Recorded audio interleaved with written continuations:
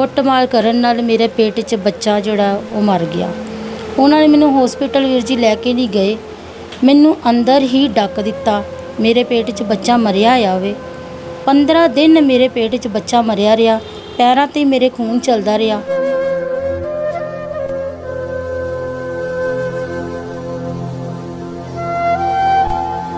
ਜਦੋਂ ਉਹਨਾਂ ਨੇ ਮੇਰਾ ਖੇਸ ਚੱਕ ਕੇ ਦੇਖਿਆ ਤੇ ਬੈੱਡ ਦੀ ਚਾਦਰ ਖੂਨ ਨਾਲ ਲੱਥ-ਪੱਥ ਹੋਈ ਹੈ ਤੇ ਮੈਨੂੰ ਸਾਹ ਨਹੀਂ ਆ ਰਹੀ। ਅਸੀਂ ਕਹਿੰਦੇ ਹਾਂ ਧੀਆਂ ਬੋਝ ਨਹੀਂ ਹੁੰਦੀਆਂ, ਪਰ ਜਦ ਮੈਂ ਆਪਣੇ ਆਪ ਨੂੰ ਦੇਖਦੀ ਹਾਂ ਸੋਚਦੀ ਹਾਂ ਕਿ ਧੀਆਂ ਬੋਝ ਹੀ ਹੁੰਦੀਆਂ ਨੇ।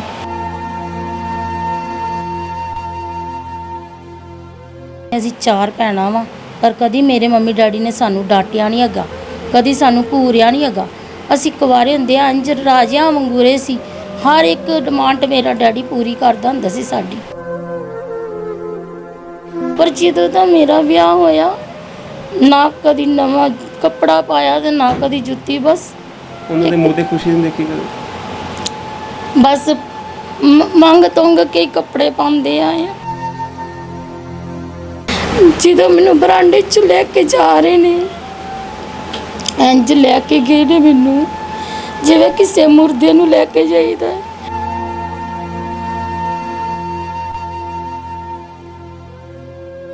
ਕੰਨ 'ਚ ਮੇਰੀ ਸੱਸ ਕਹਿ ਰਹੀ ਹੈ ਤੈਨੂੰ ਅਸੀਂ ਗੁਛਲਿਆ ਹਸਪਤਾਲ ਲੈ ਕੇ ਜਾ ਰਹੇ ਹਾਂ, ਜੇ ਤੂੰ ਗੁਛਲਿਆ ਹਸਪਤਾਲ ਜਾ ਕੇ ਹਸਪੀਟਲ ਜਾ ਕੇ ਤੂੰ ਇਹ ਕਿਹਾ ਕਿ ਇਹਨਾਂ ਨੇ ਕੁੱਟਮਾਰ ਕਰਕੇ ਮੇਰਾ ਬੱਚਾ ਮਾਰ ਦਿੱਤਾ, ਤੈਨੂੰ ਛੱਡ ਦੇਵਾਂਗੇ ਜਾਂ ਅਸੀਂ ਡਾਕਟਰਾਂ ਨਾਲ ਮਿਲ ਕੇ ਤੈਨੂੰ ਜ਼ਹਿਰ ਦਾ ਟੀਕਾ ਲਵਾ ਦਾਂਗੇ। ਮੇਰੇ ਨਾਲ ਇਹਨਾਂ ਨੇ ਜੋ ਕੀਤਾ ਮੈਨੂੰ ਪਤਾ ਹੈ। ਮੇਰੇ ਬੇਟੇ ਮੇਰਾ ਪੂਰਾ ਸਾਥ ਦਿੰਦੇ ਨੇ, ਕਹਿੰਦੇ ਨੇ ਮੰਮਾ ਅਸੀਂ ਹੁਣ ਤੇਰਾ ਸਾਥ ਦਿੰਦੇ ਹਾਂ। ਵੱਡਾ ਮੁੰਡਾ ਹੈ, ਸਕੂਲ ਪੜ੍ਹਦਾ, 8ਵੀਂ 'ਚ ਪੜ੍ਹਦਾ ਵੇ, 8ਵੀਂ ਦੀ ਪੜ੍ਹਾਈ ਹੈ ਬੋਰਡ ਦੀ, ਫਿਰ ਵੀ ਪੜ੍ਹ ਕੇ ਆਉਂਦਾ ਵੇ, ਰੇਹੜੀ ਲੈ ਕੇ ਜਾਂਦਾ ਵੇ ਚੱਪਲਾਂ ਵੇਚਣਾ। ਤੇ ਬੱਚੇ ਸਕੂਲ ਜਾਂਦੇ ਨੇ, ਬੱਚਿਆਂ ਨੂੰ ਰੋਟੀ ਬਣਾ ਕੇ ਦੇਣੀ ਆ ਤੇ ਟਿਫਨ ਦੇ ਵਿੱਚ ਅਚਾਰ ਪਾ ਕੇ ਦੇ ਦਿੰਦੀ ਆ।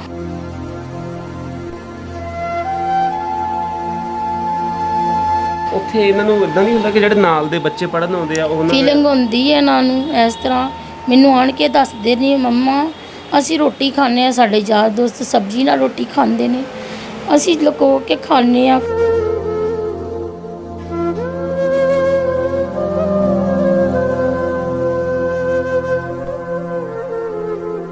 ਥੋੜੀ ਆ ਬਸ ਜਿੰਨੇ ਮਿਹਨਤ ਚ ਵਾਹਿਗੁਰੂ ਰੱਖੇ ਉਨੇ ਚ ਰਾਜੀ ਰਹੀਏ।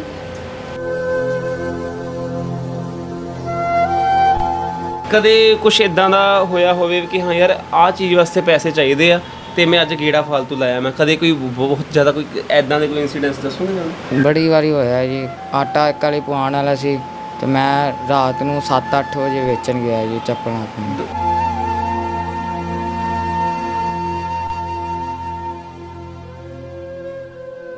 ਤੁਸੀਂ ਕਦੇ ਘਰੇ ਗੱਲ ਨਹੀਂ ਕੀਤੀ ਵੀ ਆਪਣੇ ਫਾਦਰ ਸਾਹਿਬ ਨਾਲ ਵੀ ਮੈਨੂੰ ਤੰਗ ਕਰਦੇ ਇਦਾਂ?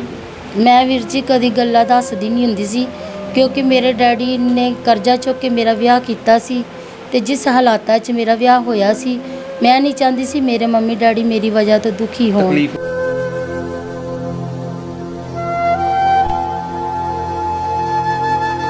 ਮੇਰੇ ਡੈਡੀ ਨੇ ਆਪਣੀ ਜਗ੍ਹਾ ਜ਼ਮੀਨ ਵੀ ਵੇਚ ਛੱਡੀ, 3 ਮੰਜ਼ਲੀ ਚਵਾਰਾ ਵੇਚ ਛੱਡਿਆ। ਇਹਨਾਂ ਦੀਆਂ ਡਿਮਾਂਡਾਂ ਪੂਰੀਆਂ ਫੇਰ ਵੀ ਨਹੀਂ ਹੋਈਆਂ।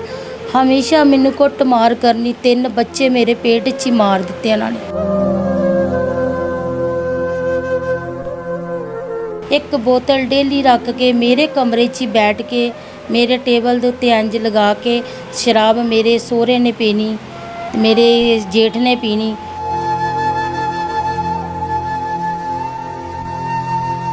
ਮੇਰੇ ਡੈਡੀ ਨੂੰ 7-8 ਮਹੀਨੇ ਹੋ ਗਏ ਨੇ, ਪੂਰੇ ਹੋ ਗਏ। ਮੇਰੇ ਡੈਡੀ ਨੂੰ ਅਟੈਕ ਹੋ ਗਿਆ ਸੀ, ਉਹਨਾਂ ਨੂੰ ਹਦਰੰਗ ਵੀ ਹੋ ਗਿਆ ਸੀ, ਉਹਨਾਂ ਦਾ ਪਾਸਾ ਨਹੀਂ ਸੀ ਚੱਲਦਾ।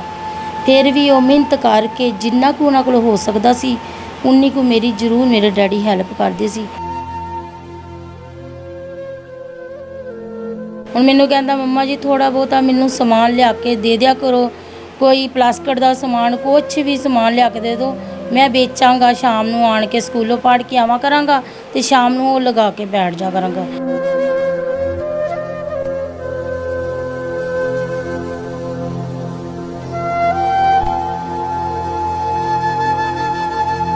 ਮੇਰੇ ਘਰ ਵਾਲੇ ਨੇ ਮਾਰ ਕੁੱਟ ਕਰਕੇ ਸਾਨੂੰ ਗਲੀ 'ਚ ਬਿਠਾ ਦੇਣਾ ਅੱਧੀ ਅੱਧੀ ਰਾਤ ਨੂੰ, दारू ਪੀ ਕੇ ਆਣਾ, ਠੰਡ ਨਹੀਂ ਵੇਖਣੀ, ਗਰਮੀ ਨਹੀਂ ਵੇਖਣੀ, ਸਾਨੂੰ ਗਲੀ 'ਚ ਬਿਠਾਣਾ, ਪੂਰੀ ਰਾਤ ਹੀ ਸਾਡੀ ਗਲੀ 'ਚ ਬੀਤ ਜਾਣੀ।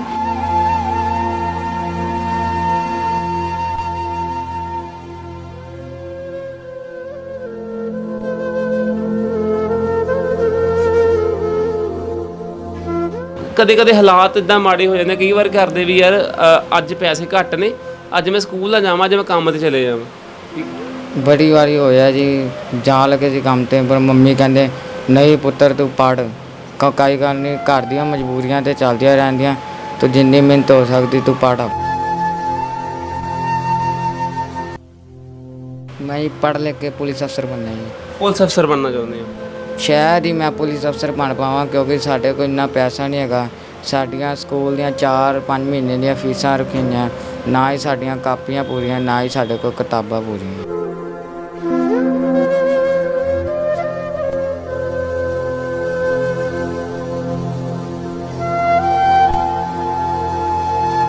ਮੇਰੇ ਵਿਆਹ ਨੂੰ 16 ਸਾਲ ਹੋ ਗਏ, ਪਰ 16 ਸਾਲ 'ਚ ਇੱਕ ਦਿਨ ਵੀ ਉਹਨਾਂ ਦੇ ਘਰ ਸੁੱਖ ਦਾ ਨਹੀਂ ਦੇਖਿਆ। ਇੱਕ ਦਿਨ ਮੇਰੇ ਵਿਆਹ ਨੂੰ ਹੋਏ ਤੇ ਦੂਸਰੇ ਦਿਨ ਹੀ ਮੈਨੂੰ ਇੰਜ ਧਮਕੀਆਂ ਦੇ ਲਗੇ, ਤੇਰੇ ਦਾਜ 'ਚ ਇਹ ਨਹੀਂ ਆਇਆ, ਉਹ ਨਹੀਂ ਆਇਆ। ਜਦੋਂ ਮੇਰੀ ਮੰਮੀ ਕਾਟ ਦੇਣ ਗਈ ਮੇਰੇ ਸਹੁਰੇ ਪਰਿਵਾਰ ਦੇ ਘਰੇ, ਤੇ ਉਹਨਾਂ ਨੇ ਲਿਸਟ ਫੜਾਤੀ, ਸਾਨੂੰ ਦਾਜ 'ਚ ਇਹ ਚਾਹੀਦਾ। ਮੇਰੀ ਮੰਮੀ ਘਰ ਆਣ ਕੇ ਬਹੁਤ ਰੋਏ। ਮੇਰੀ ਮੰਮੀ ਕਹਿੰਦੇ ਨੇ ਕਿ ਇਹ ਰਿਸ਼ਤਾ ਅਸੀਂ ਛੱਡ ਦਿੰਦੇ ਹਾਂ, ਕਿ ਉਹਨਾਂ ਨੇ ਸਾਨੂੰ ਲਿਸਟ ਦੇ ਦਿੱਤੀ ਹੈ, ਇਹਨਾਂ ਦੇ ਕਦੇ ਢਿੱਡ ਨਹੀਂ ਰੱਜਣੇ ਹੈਗੇ।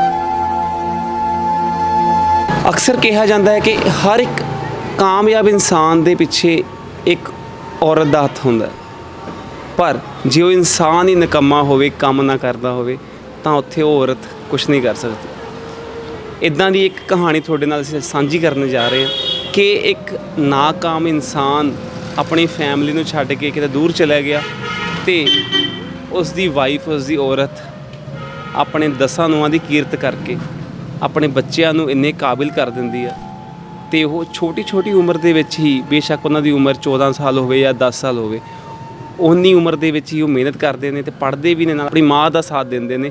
ਬਾਪ ਦੀ ਚਲੋ ਮੈਂ ਕੀ ਗੱਲ ਕਰਾਂ ਜਿਹੜਾ ਉਹਨਾਂ ਨੂੰ ਸਾਥ ਛੱਡ ਗਿਆ ਇਹਨਾਂ ਦਾ। ਅਸੀਂ ਅੱਜ ਖੜ੍ਹੇ ਹਾਂ ਜੀ ਲੁਧਿਆਣਾ ਦੇ ਸ਼ਿਮਲਾਪੁਰੀ ਦੇ ਵਿੱਚ, ਤੇ ਜਿੱਥੇ ਤੁਹਾਨੂੰ ਇੱਕ ਫੈਮਿਲੀ ਨਾਲ ਮਿਲਾਉਣ ਜਾ ਰਹੇ ਹਾਂ, ਜਿੱਥੇ ਉਹਨਾਂ ਦੇ ਘਰ ਦੇ ਉਹਨਾਂ ਨੂੰ ਛੱਡ ਕੇ ਚਲੇ ਗਏ, ਪਰ ਉਹਨਾਂ ਦੀ ਮਾਂ ਤੇ ਆਪਣੇ ਬੱਚੇ ਇੱਕ ਦੂਜੇ ਦਾ ਸਾਥ ਦੇ ਰਹੇ ਨੇ, ਤੇ ਆਪਣੀ ਜ਼ਿੰਦਗੀ ਨੂੰ ਇੱਕ ਛੋਟੇ ਜਿਹੇ 10x10 ਦੇ ਕਮਰੇ ਦੇ ਵਿੱਚ ਆਪਣੀ ਜ਼ਿੰਦਗੀ ਨੂੰ ਬਤੀਤ ਕਰ ਰਹੇ ਨੇ। ਆਓ ਜੀ।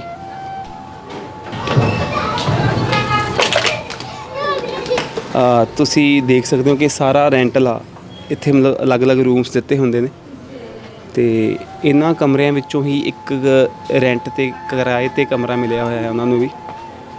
ਆ ਰੇੜੀ ਖੜੀ ਆ ਜਿਹਦੇ ਉੱਤੇ ਉਹ ਨਿੱਕੇ ਨਿੱਕੇ ਬੱਚੇ ਕਦੇ ਕੁਛ ਫਿਲਹਾਲ ਉਹ ਚੱਪਲਾਂ ਵੇਚਦੇ ਨੇ ਤੇ ਆਪਣਾ ਘਰ ਦਾ ਗੁਜ਼ਾਰਾ ਕਰਦੇ ਨੇ।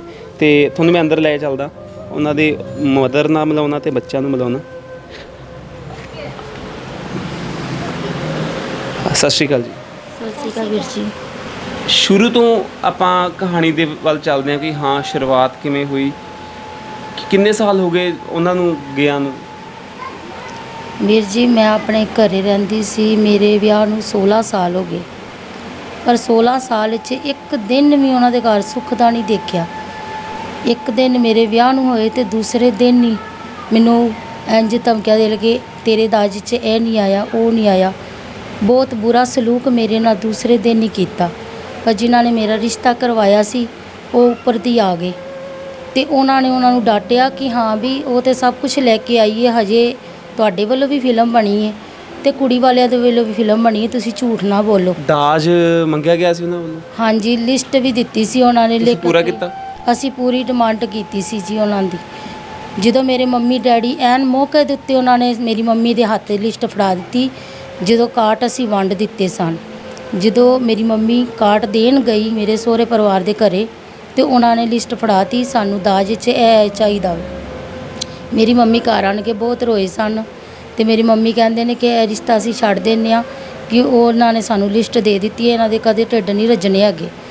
ਤੇ ਮੇਰੇ ਭੈਣ ਭਰਾਵਾਂ ਨੇ, ਰਿਸ਼ਤੇਦਾਰਾਂ ਨੇ ਕਿਹਾ ਕਿ ਅਸੀਂ ਕਿਵੇਂ ਰਿਸ਼ਤਾ ਛੱਡ ਦਈਏ, ਕਾਰਡ ਤੇ ਵੰਡ ਦਿੱਤੇ ਨੇ ਬਦਨਾਮੀ ਹੋ ਜੂ। ਤੇ ਬਦਨਾਮੀ ਹੋਏਗੀ। ਅਗਲੇ ਹਮੇਸ਼ਾ ਹੀ ਕੁੜੀ ਵਾਲਿਆਂ ਦੀ ਗਲਤੀ ਕੱਢਦੇ ਨੇ, ਕੁੜੀ 'ਚ ਹੀ ਨੁਕਸ ਕੱਢਦੇ ਨੇ ਕਿ ਕੋਈ ਨੁਕਸ ਹੋਏਗਾ ਕੁੜੀ ਦੇ ਵਿੱਚ। ਜਿਹੜਾ ਵਿਆਹ ਹੋਇਆ ਉਹ ਵੀ ਕਿਤੇ ਨਾ ਕਿਤੇ ਮਜਬੂਰੀ 'ਚ, ਮਤਲਬ ਮੌਕੇ ਤੇ ਮਜਬੂਰੀ ਪੈ ਗਈ ਸੀ ਵੀ ਕਰਾਉਣਾ ਪਿਆ, ਵਿਆਹ ਪਤਾ ਲੱਗ ਗਿਆ ਸੀ ਤੁਹਾਨੂੰ? ਹਾਂਜੀ, ਵਿਆਹ ਐਦਾਂ ਕਿ ਮੇਰੇ ਡੈਡੀ ਨੇ ਸਾਰਾ ਦਾਜ ਬਣਾ ਲਿਆ ਸੀ ਤੇ ਨਾਲੇ ਮੇਰੇ ਡੈਡੀ ਨੇ ਕਰਜ਼ਾ ਚੁੱਕਿਆ ਸੀ, ਕਿਸੇ ਕੋਲ ਪੈਸਾ ਵੀ ਚੁੱਕਿਆ ਸੀ ਮੇਰਾ ਵਿਆਹ ਕਰਨ ਵਾਸਤੇ। ਜੀ। ਤੇ ਇਸ ਕਰਕੇ ਉਹਨਾਂ ਦੇ ਸਾਰੇ ਹਾਲਾਤ ਮੈਂ ਸਹਿੰਦੀ ਰਹੀ, ਕਿਸ ਕਰਕੇ ਕਿ ਮੇਰੇ ਡੈਡੀ ਨੇ ਕਰਜ਼ਾ ਚੁੱਕ ਕੇ ਮੇਰਾ ਵਿਆਹ ਕੀਤਾ ਹੈ, ਮੇਰੇ ਡੈਡੀ ਨੇ ਇੰਨਾ ਦਹੇਜ ਦਿੱਤਾ ਹੈ, ਪਰ ਇਹਨਾਂ ਦਾ ਫਿਰ ਵੀ ਮੰਗ ਕਦੀ ਪੂਰੀ ਨਹੀਂ ਹੋਈ। ਤੁਹਾਡਾ ਵਿਆਹ ਤੋਂ ਬਾਅਦ ਜਿਵੇਂ ਤੁਸੀਂ ਕਿਹਾ ਵੀ ਤੁਹਾਨੂੰ ਉਦੋਂ ਵੀ ਬਾਅਦ 'ਚ ਤੰਗ ਕਰਦੇ ਰਹੇ, ਤੁਸੀਂ ਕਦੇ ਘਰੇ ਗੱਲ ਨਹੀਂ ਕੀਤੀ ਵੀ ਆਪਣੇ ਫਾਦਰ ਸਾਹਿਬ ਨਾਲ ਵੀ ਮੈਨੂੰ ਤੰਗ ਕਰਦੇ ਇੱਦਾਂ? ਮੈਂ ਵੀਰ ਜੀ ਕਦੀ ਗੱਲਾਂ ਦੱਸਦੀ ਨਹੀਂ ਹੁੰਦੀ ਸੀ, ਕਿਉਂਕਿ ਮੇਰੇ ਡੈਡੀ ਨੇ ਕਰਜ਼ਾ ਚੁੱਕ ਕੇ ਮੇਰਾ ਵਿਆਹ ਕੀਤਾ ਸੀ ਤੇ ਜਿਸ ਹਾਲਾਤਾਂ 'ਚ ਮੇਰਾ ਵਿਆਹ ਹੋਇਆ ਸੀ, ਮੈਂ ਨਹੀਂ ਚਾਹੁੰਦੀ ਸੀ ਮੇਰੇ ਮੰਮੀ ਡੈਡੀ ਮੇਰੀ ਵਜ੍ਹਾ ਤੋਂ ਦੁਖੀ ਹੋਣ, ਤਕਲੀਫ ਹੋਵੇ ਉਹਨਾਂ ਨੂੰ। ਦੁੱਖ ਤਕਲੀਫ ਹੋਵੇ, ਕਿਉਂਕਿ ਗਾਂ ਮੇਰੀਆਂ ਛੋਟੀਆਂ 2 ਹੋਰ ਭੈਣਾਂ ਸਨ ਵਿਆਹਣ ਵਾਲੀਆਂ। ਮੈਂ ਸਾਰਾ ਇਹਨਾਂ ਦੇ ਅਤਿਆਚਾਰ ਸਹਿੰਦੀ ਰਹੀ ਚੁੱਪ ਕਰਕੇ।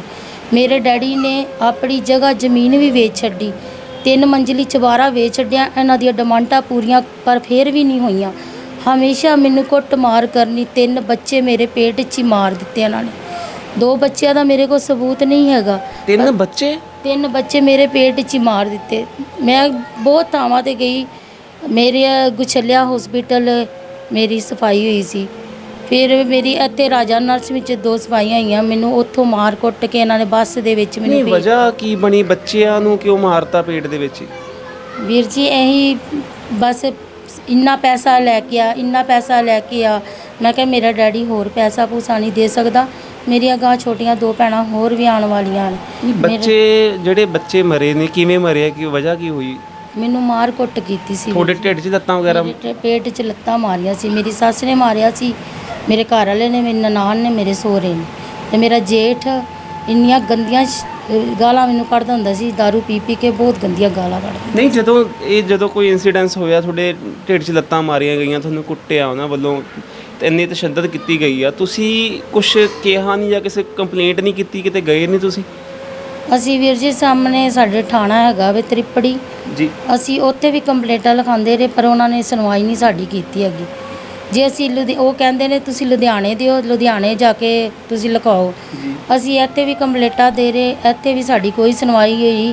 ਇਹ ਬੂਮਲਸਰ 'ਚ ਲੱਕੜ ਪੁਲ ਦੇ ਕੋਲ ਅਸੀਂ ਜਾਂਦੇ ਰਹੇ, ਇੱਥੇ ਵੀ ਕੋਈ ਸਾਡੀ ਸੁਣਵਾਈ ਮਤਲਬ ਕਿ ਨਹੀਂ। ਪ੍ਰਸ਼ਾਸਨ ਵੱਲੋਂ ਕੋਈ ਹੈਲਪ ਨਹੀਂ ਹੋਈ, ਨਾ ਵੂਮਨ ਸੈੱਲ ਵੱਲੋਂ ਕੋਈ ਤੁਹਾਡੇ? ਕੋਈ ਹੈਲਪ ਨਹੀਂ ਹੋਈ ਵੀਰ ਜੀ, ਕੋਈ ਹੈਲਪ ਨਹੀਂ ਹੋਈ। ਜੇ ਮੈਨੂੰ ਜਸਬੀਰ ਡਾਕਟਰੀ ਰਾਜਾ ਨਰਸ ਤੇ ਮੇਰੀ ਸਫਾਈ ਹੋਈ ਸੀ, ਉਹਨਾਂ ਨੇ ਪਰਚਾ ਲਿਖ ਕੇ ਦਿੱਤਾ ਸੀ ਮੈਡਮ ਨੇ ਕਿ ਇਹਨੂੰ ਮਾਰ ਕੁੱਟ ਕਰਕੇ ਇਹਦੇ ਪੇਟ 'ਚ ਹੀ ਬੱਚਾ ਮਾਰ ਦਿੱਤਾ। ਉਹ ਮੇਰੇ ਕੋਲ ਹਜੇ ਪਰਚੇ ਹੈਗੇ ਨੇ, ਪਰ ਮੇਰੀ ਹਜੇ ਤੱਕ ਵੀ ਸੁਣਵਾਈ ਨਹੀਂ ਹੋਈ ਹੈ। 3 ਬੱਚਿਆਂ ਦਾ ਸਬੂਤ ਮੇਰੇ ਕੋਲ ਨਹੀਂ ਹੈਗਾ, ਕਿਉਂਕਿ ਉਹਨਾਂ ਨੇ 3 ਬੱਚਿਆਂ ਦਾ ਸਬੂਤ ਆ, ਮੇਰੇ ਸਹੁਰੇ ਪਰਿਵਾਰ ਨੇ ਰੱਖ ਲਿਆ ਸੀ 2 ਬੱਚਿਆਂ ਦਾ ਸਬੂਤ। 1 ਬੱਚੇ ਦਾ ਸਬੂਤ ਮੇਰੇ ਕੋਲ ਹੈਗੇ, ਪਰਚੀਆਂ ਕਾਗਜ਼ ਹੈਗੇ ਨੇ ਮੇਰੇ ਕੋਲ। ਇਹ ਜਿਹੜੇ ਤੁਸੀਂ ਦੱਸਿਆ ਵੀ ਹਾਂ ਬੱਚੇ ਤੁਹਾਡੇ ਇੱਦਾਂ ਪੇਟ ਵਿੱਚ ਇੱਦੀ ਖਤਮ ਕਰ ਦਿੱਤੇ ਸੀਗੇ, ਇਹ ਜਦੋਂ ਇਹਨਾਂ ਤੋਂ ਪਹਿਲਾਂ ਦੀ ਗੱਲ ਆ, ਹੋਣ ਤੋਂ ਕਿ ਬਾਅਦ ਦੀ ਗੱਲ ਆ? ਮੇਰੇ ਵੱਡੇ ਬੇਟੇ ਤੋਂ ਪਹਿਲੇ 1 ਬੱਚਾ ਮਾਰਿਆ। ਅੱਛਾ ਜੀ। ਤੇ ਜਦੋਂ ਮੇਰਾ ਵੱਡਾ ਬੇਟਾ ਹੋਣ ਵਾਲਾ ਸੀ ਤੇ ਮਾਰ ਕੁੱਟ ਕਰਕੇ ਇਹਨਾਂ ਨੇ ਮੈਨੂੰ ਘਰੋਂ ਕੱਢ ਦਿੱਤਾ। ਅੱਛਾ ਜੀ। ਜਦੋਂ ਮੈਂ ਇੱਥੇ ਆ ਗਈ ਤੇ ਮੇਰੇ ਡੈਡੀ ਕਹਿੰਦੇ ਪੁੱਤਰ ਕਿ ਇਹਨਾਂ ਨੇ ਪਹਿਲੇ ਵਾਂਗੂ ਤੇਰੇ ਨਾਲ ਇਹੀ ਹਾਲਾਤ ਕਰਨੇ ਨੇ।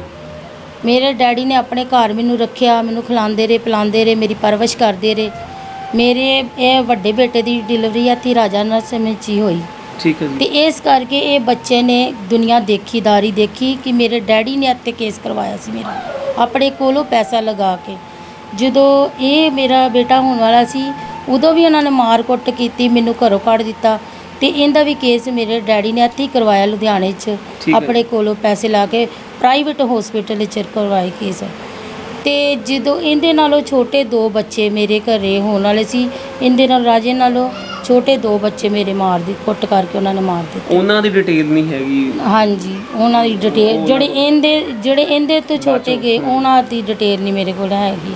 ਨਹੀਂ, ਜਿਹੜਾ ਇਹਦੇ ਤੋਂ ਛੋਟਾ ਗਿਆ ਉਹਦੀ ਡਿਟੇਲ ਹੈਗੀ ਹੈ, ਜਿਹੜਾ ਉਹਦੇ ਤੋਂ ਵੱਡਾ ਗਿਆ ਉਹਦੀ ਡਿਟੇਲ ਉਹਦੀ ਡਿਟੇਲ ਨਹੀਂ, ਮਤਲਬ ਕਿ ਜਦੋਂ ਤੁਹਾਨੂੰ ਕੁੱਟਦੇ ਸੀ ਜਾਂ ਕਰਦੇ ਸੀ, ਉਹਨਾਂ ਦੇ ਘਰੋਂ ਉਹਨਾਂ ਦੇ ਫਾਦਰ ਸਾਹਿਬ ਜਾਂ ਉਹਨਾਂ ਦਾ ਕੋਈ ਭਰਾ ਕੋਈ ਰੋਕਦਾ ਨਹੀਂ ਸੀ ਉਹਨਾਂ ਨੇ ਵੀ ਹਾਂ ਵੀ ਬੱਚਾ ਵੀ ਲੇਡੀ ਪ੍ਰੈਗਨੈਂਟ ਆ ਤੇਰੀ, ਤੂੰ ਤਾਂ ਵੀ ਮਾਰੀ ਜਾ ਰਿਹਾ ਉਹਨਾਂ ਨੂੰ? ਨਹੀਂ ਜੀ, ਕੋਈ ਕੁਛ ਨਹੀਂ, ਬਸ ਉਹਨਾਂ ਦੇ ਹਾਲਾਤ ਹੀ ਬਹੁਤ ਇੰਨੇ ਗਲਤ ਹਾਲਾਤ ਸਨ ਕਿ ਇੰਜ ਲੱਗਦਾ ਹੀ ਨਹੀਂ ਸੀ ਕਿ ਮੈਂ ਇਨਸਾਨਾਂ ਦੇ ਘਰ ਆ ਗਈ ਹਾਂ।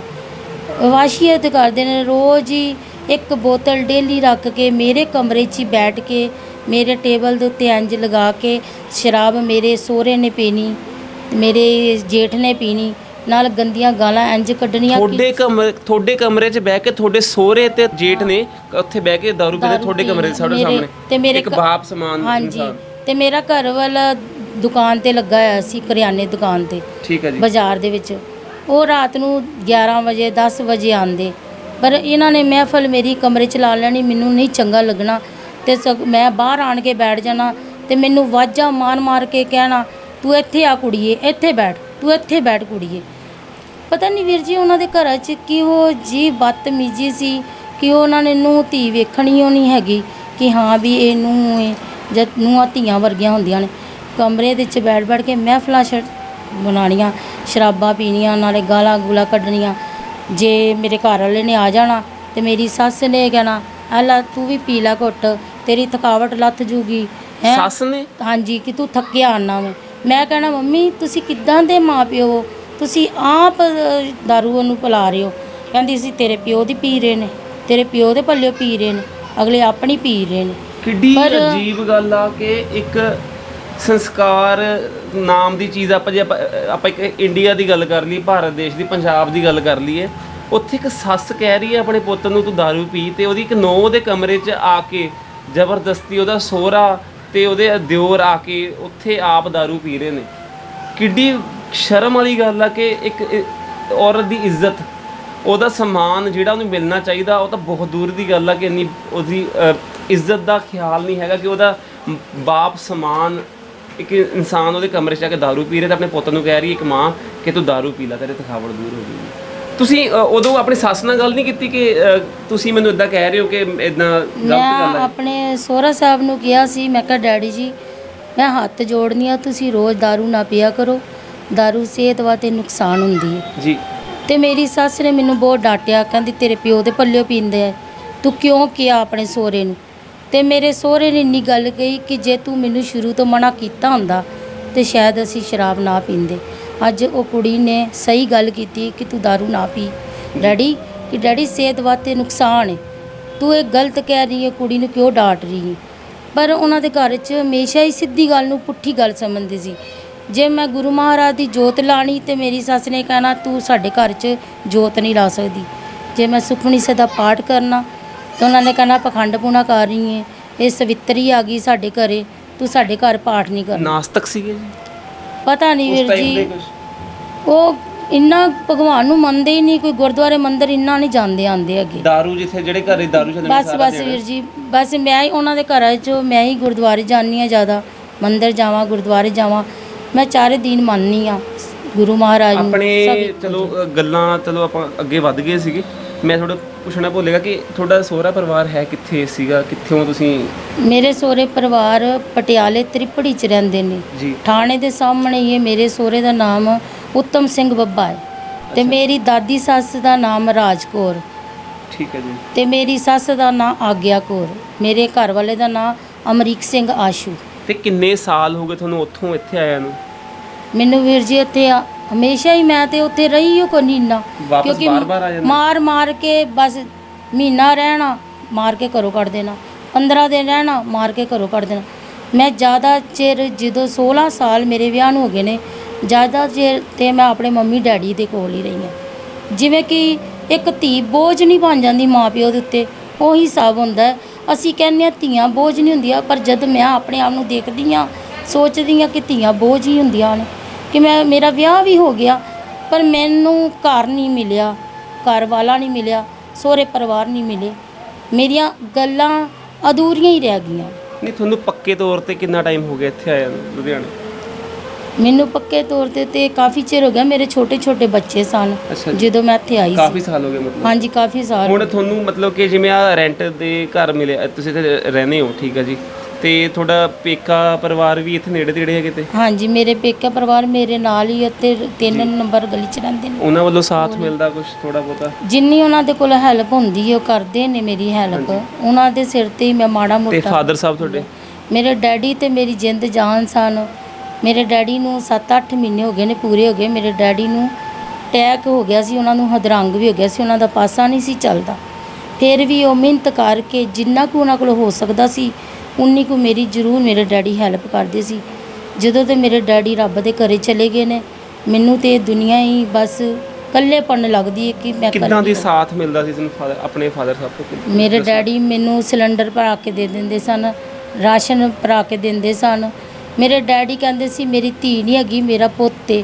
ਮੇਰੇ ਮੰਮੀ ਡੈਡੀ ਨੇ, ਅਸੀਂ 4 ਭੈਣਾਂ ਵਾਂ, ਪਰ ਕਦੀ ਮੇਰੇ ਮੰਮੀ ਡੈਡੀ ਨੇ ਸਾਨੂੰ ਡਾਂਟਿਆ ਨਹੀਂ ਹੈਗਾ, ਕਦੀ ਸਾਨੂੰ ਘੂਰਿਆ ਨਹੀਂ ਹੈਗਾ। ਅਸੀਂ ਕੁਆਰੇ ਹੁੰਦੇ ਆ ਇੰਝ ਰਾਜਿਆਂ ਵਾਂਗੂਰੇ ਸੀ। ਹਰ ਇੱਕ ਡਿਮਾਂਡ ਮੇਰਾ ਡੈਡੀ ਪੂਰੀ ਕਰਦਾ ਹੁੰਦਾ ਸੀ ਸਾਡੀ। ਨਵੇਂ ਤੋਂ ਨਵਾਂ ਕੱਪੜਾ ਲੈ ਕੇ ਦਿੰਦਾ ਸੀ, ਨਵੀਂ ਤੋਂ ਨਵੀਂ ਜੁੱਤੀ ਲੈ ਕੇ ਦਿੰਦਾ ਸੀ। ਪਰ ਜਦੋਂ ਦਾ ਮੇਰਾ ਵਿਆਹ ਹੋਇਆ ਨਾ ਕਦੀ ਨਵਾਂ ਕੱਪੜਾ ਪਾਇਆ ਤੇ ਨਾ ਕਦੀ ਜੁੱਤੀ। ਬਸ ਉਹਨਾਂ ਦੇ ਮੂੰਹ ਤੇ ਖੁਸ਼ੀ ਨਹੀਂ ਦੇਖੀ ਕਦੇ? ਬਸ ਮੰਗ ਤੁੰਗ ਕੇ ਹੀ ਕੱਪੜੇ ਪਾਉਂਦੇ ਆਏ ਆ ਪੁਰਾਣੇ। ਕੰਮ ਕੀ ਕਰਦੇ ਸੀ ਤੁਹਾਡੇ ਵਾਸਤੇ? ਮੇਰੇ ਬੇਟੇ ਮੇਰਾ ਪੂਰਾ ਸਾਥ ਦਿੰਦੇ ਨੇ, ਕਹਿੰਦੇ ਨੇ ਮੰਮਾ ਅਸੀਂ ਹੁਣ ਤੇਰਾ ਸਾਥ ਦਿੰਦੇ ਆ। ਵੱਡਾ ਮੁੰਡਾ ਹੈ, ਸਕੂਲ ਪੜ੍ਹਦਾ, 8ਵੀਂ 'ਚ ਪੜ੍ਹਦਾ ਵੇ, 8ਵੀਂ ਦੀ ਪੜ੍ਹਾਈ ਹੈ ਬੋਰਡ ਦੀ। ਫਿਰ ਵੀ ਪੜ੍ਹ ਕੇ ਆਉਂਦਾ ਵੇ, ਰੇੜੀ ਲੈ ਕੇ ਜਾਂਦਾ ਵੇ ਚੱਪਲਾਂ ਵੇਚਣਾ, ਤੇ ਸ਼ਾਮ ਨੂੰ ਰੇੜੀ ਚੱਪਲਾਂ ਵੇਚਣਾ ਤੇ ਲੈ ਕੇ ਜਾਂਦਾ। ਜੇ ਐਤਵਾਰ ਹੁੰਦਾ ਤੇ 2 ਗੇੜੇ ਲਾਉਂਦਾ, ਸਵੇਰੇ ਵੀ ਸ਼ਾਮੀ ਵੀ 2 ਗੇੜੇ ਲਾ ਕੇ ਆਉਂਦਾ। ਮੇਰਾ ਛੋਟਾ ਬੇਟਾ ਹੈ, ਇਹਨੇ ਵੀ ਪਹਿਲੋਂ ਰੇੜੀ ਪਾਈ ਸੀ, ਆਂਡੇ ਲਾਉਂਦਾ ਸੀ। ਪਰ ਇੱਕ ਵੀਡੀਓ ਵੀ ਆਈ ਸੀ ਪਹਿਲਾਂ ਰਖੜੀ ਫਿਰ ਵੇਚਦੇ ਆਂਡੇ ਬੰਦ ਕਰ ਦਿੱਤੇ ਇਹਨੇ। ਅੱਛਾ ਜੀ। ਤੇ ਇਹਨੇ ਫਿਰ ਲੱਕੜੀਆਂ ਦਾ ਕੰਮ ਖੋਲਿਆ, ਛੋਟੇ ਜਿਹੇ ਟੇਬਲ ਦੇ ਉੱਤੇ ਲੱਕੜੀਆਂ ਪਾ ਕੇ ਵੇਚਿਆ। ਆਂਡੇ ਦਾ ਕੰਮ ਕਿਉਂ ਬੰਦ ਕਰ? ਆਂਡਿਆਂ ਦਾ ਕੰਮ ਵੀਰ ਜੀ ਰੇੜੀ ਦੇ ਉੱਤੇ ਪਾਇਆ ਸੀ, ਪਰ ਬੇਟਾ ਮੇਰਾ ਛੋਟਾ ਸੀ। ਲੋਕੀ ਟਰੇਵਾਂ ਚੁੱਕ ਕੇ ਲੈ ਜਾਂਦੇ ਸੀ, ਪੈਸੇ ਗੱਲੇ 'ਚੋਂ ਕੱਢ ਕੇ ਲੈ ਜਾਂਦੇ ਸੀ। ਇਹ ਆਣ ਕੇ ਮੈਨੂੰ ਕਹਿੰਦਾ ਹੁੰਦਾ ਸੀ ਮੰਮਾ ਜੀ ਮੇਰੇ ਪੈਸੇ ਚੋਰੀ ਹੋ ਗਏ ਨੇ, ਮੇਰੇ ਆਂਡੇ ਚੋਰੀ ਹੋ ਗਏ ਨੇ। ਪਰ ਇਹਦੇ ਹੌਸਲਾ ਵਧਾਈ ਵਾਸਤੇ ਮੈਂ ਵੀ ਇਹਦਾ ਸਾਥ ਦੇਣਾ। ਨਹੀਂ ਪੁੱਤਰ ਤੇਰੇ ਫਾਇਦਾ ਹੋਇਆ ਵੇ, ਤੇਰੇ ਨੁਕਸਾਨ ਨਹੀਂ ਹੋਇਆ, ਤੂੰ ਨੁਕਸਾਨ ਨਹੀਂ ਕਰਕੇ ਆਇਆ, ਤੇਰੇ ਬਚਤ ਹੋਈ ਹੈ ਨਾ, ਐਵੇਂ ਹੀ ਤੈਨੂੰ ਭੁਲੇਖਾ ਲੱਗ ਰਿਹਾ ਵੇ। ਲੋਕੀ ਪੈਸੇ ਗੱਲੇ 'ਚੋਂ ਕੱਢ ਕੇ ਟਰੇਆਂ ਚੱਕ ਕੇ ਲੈ ਜਾਂਦੇ? ਹਾਂਜੀ ਵੀਰ ਜੀ, ਛੋਟੇ ਨੂੰ ਛੋਟਾ ਸਮਝ ਕੇ ਨਾ ਤੈਨੂੰ ਗੱਲਾਂ ਲਾ ਕੇ ਪੈਸੇ ਵੀ ਗੱਲੇ 'ਚ ਕੱਢ ਲੈਣੇ, ਟਰੇਵਾਂ ਵੀ ਲੈ ਜਾਣੀਆਂ ਚੁੱਕ ਕੇ।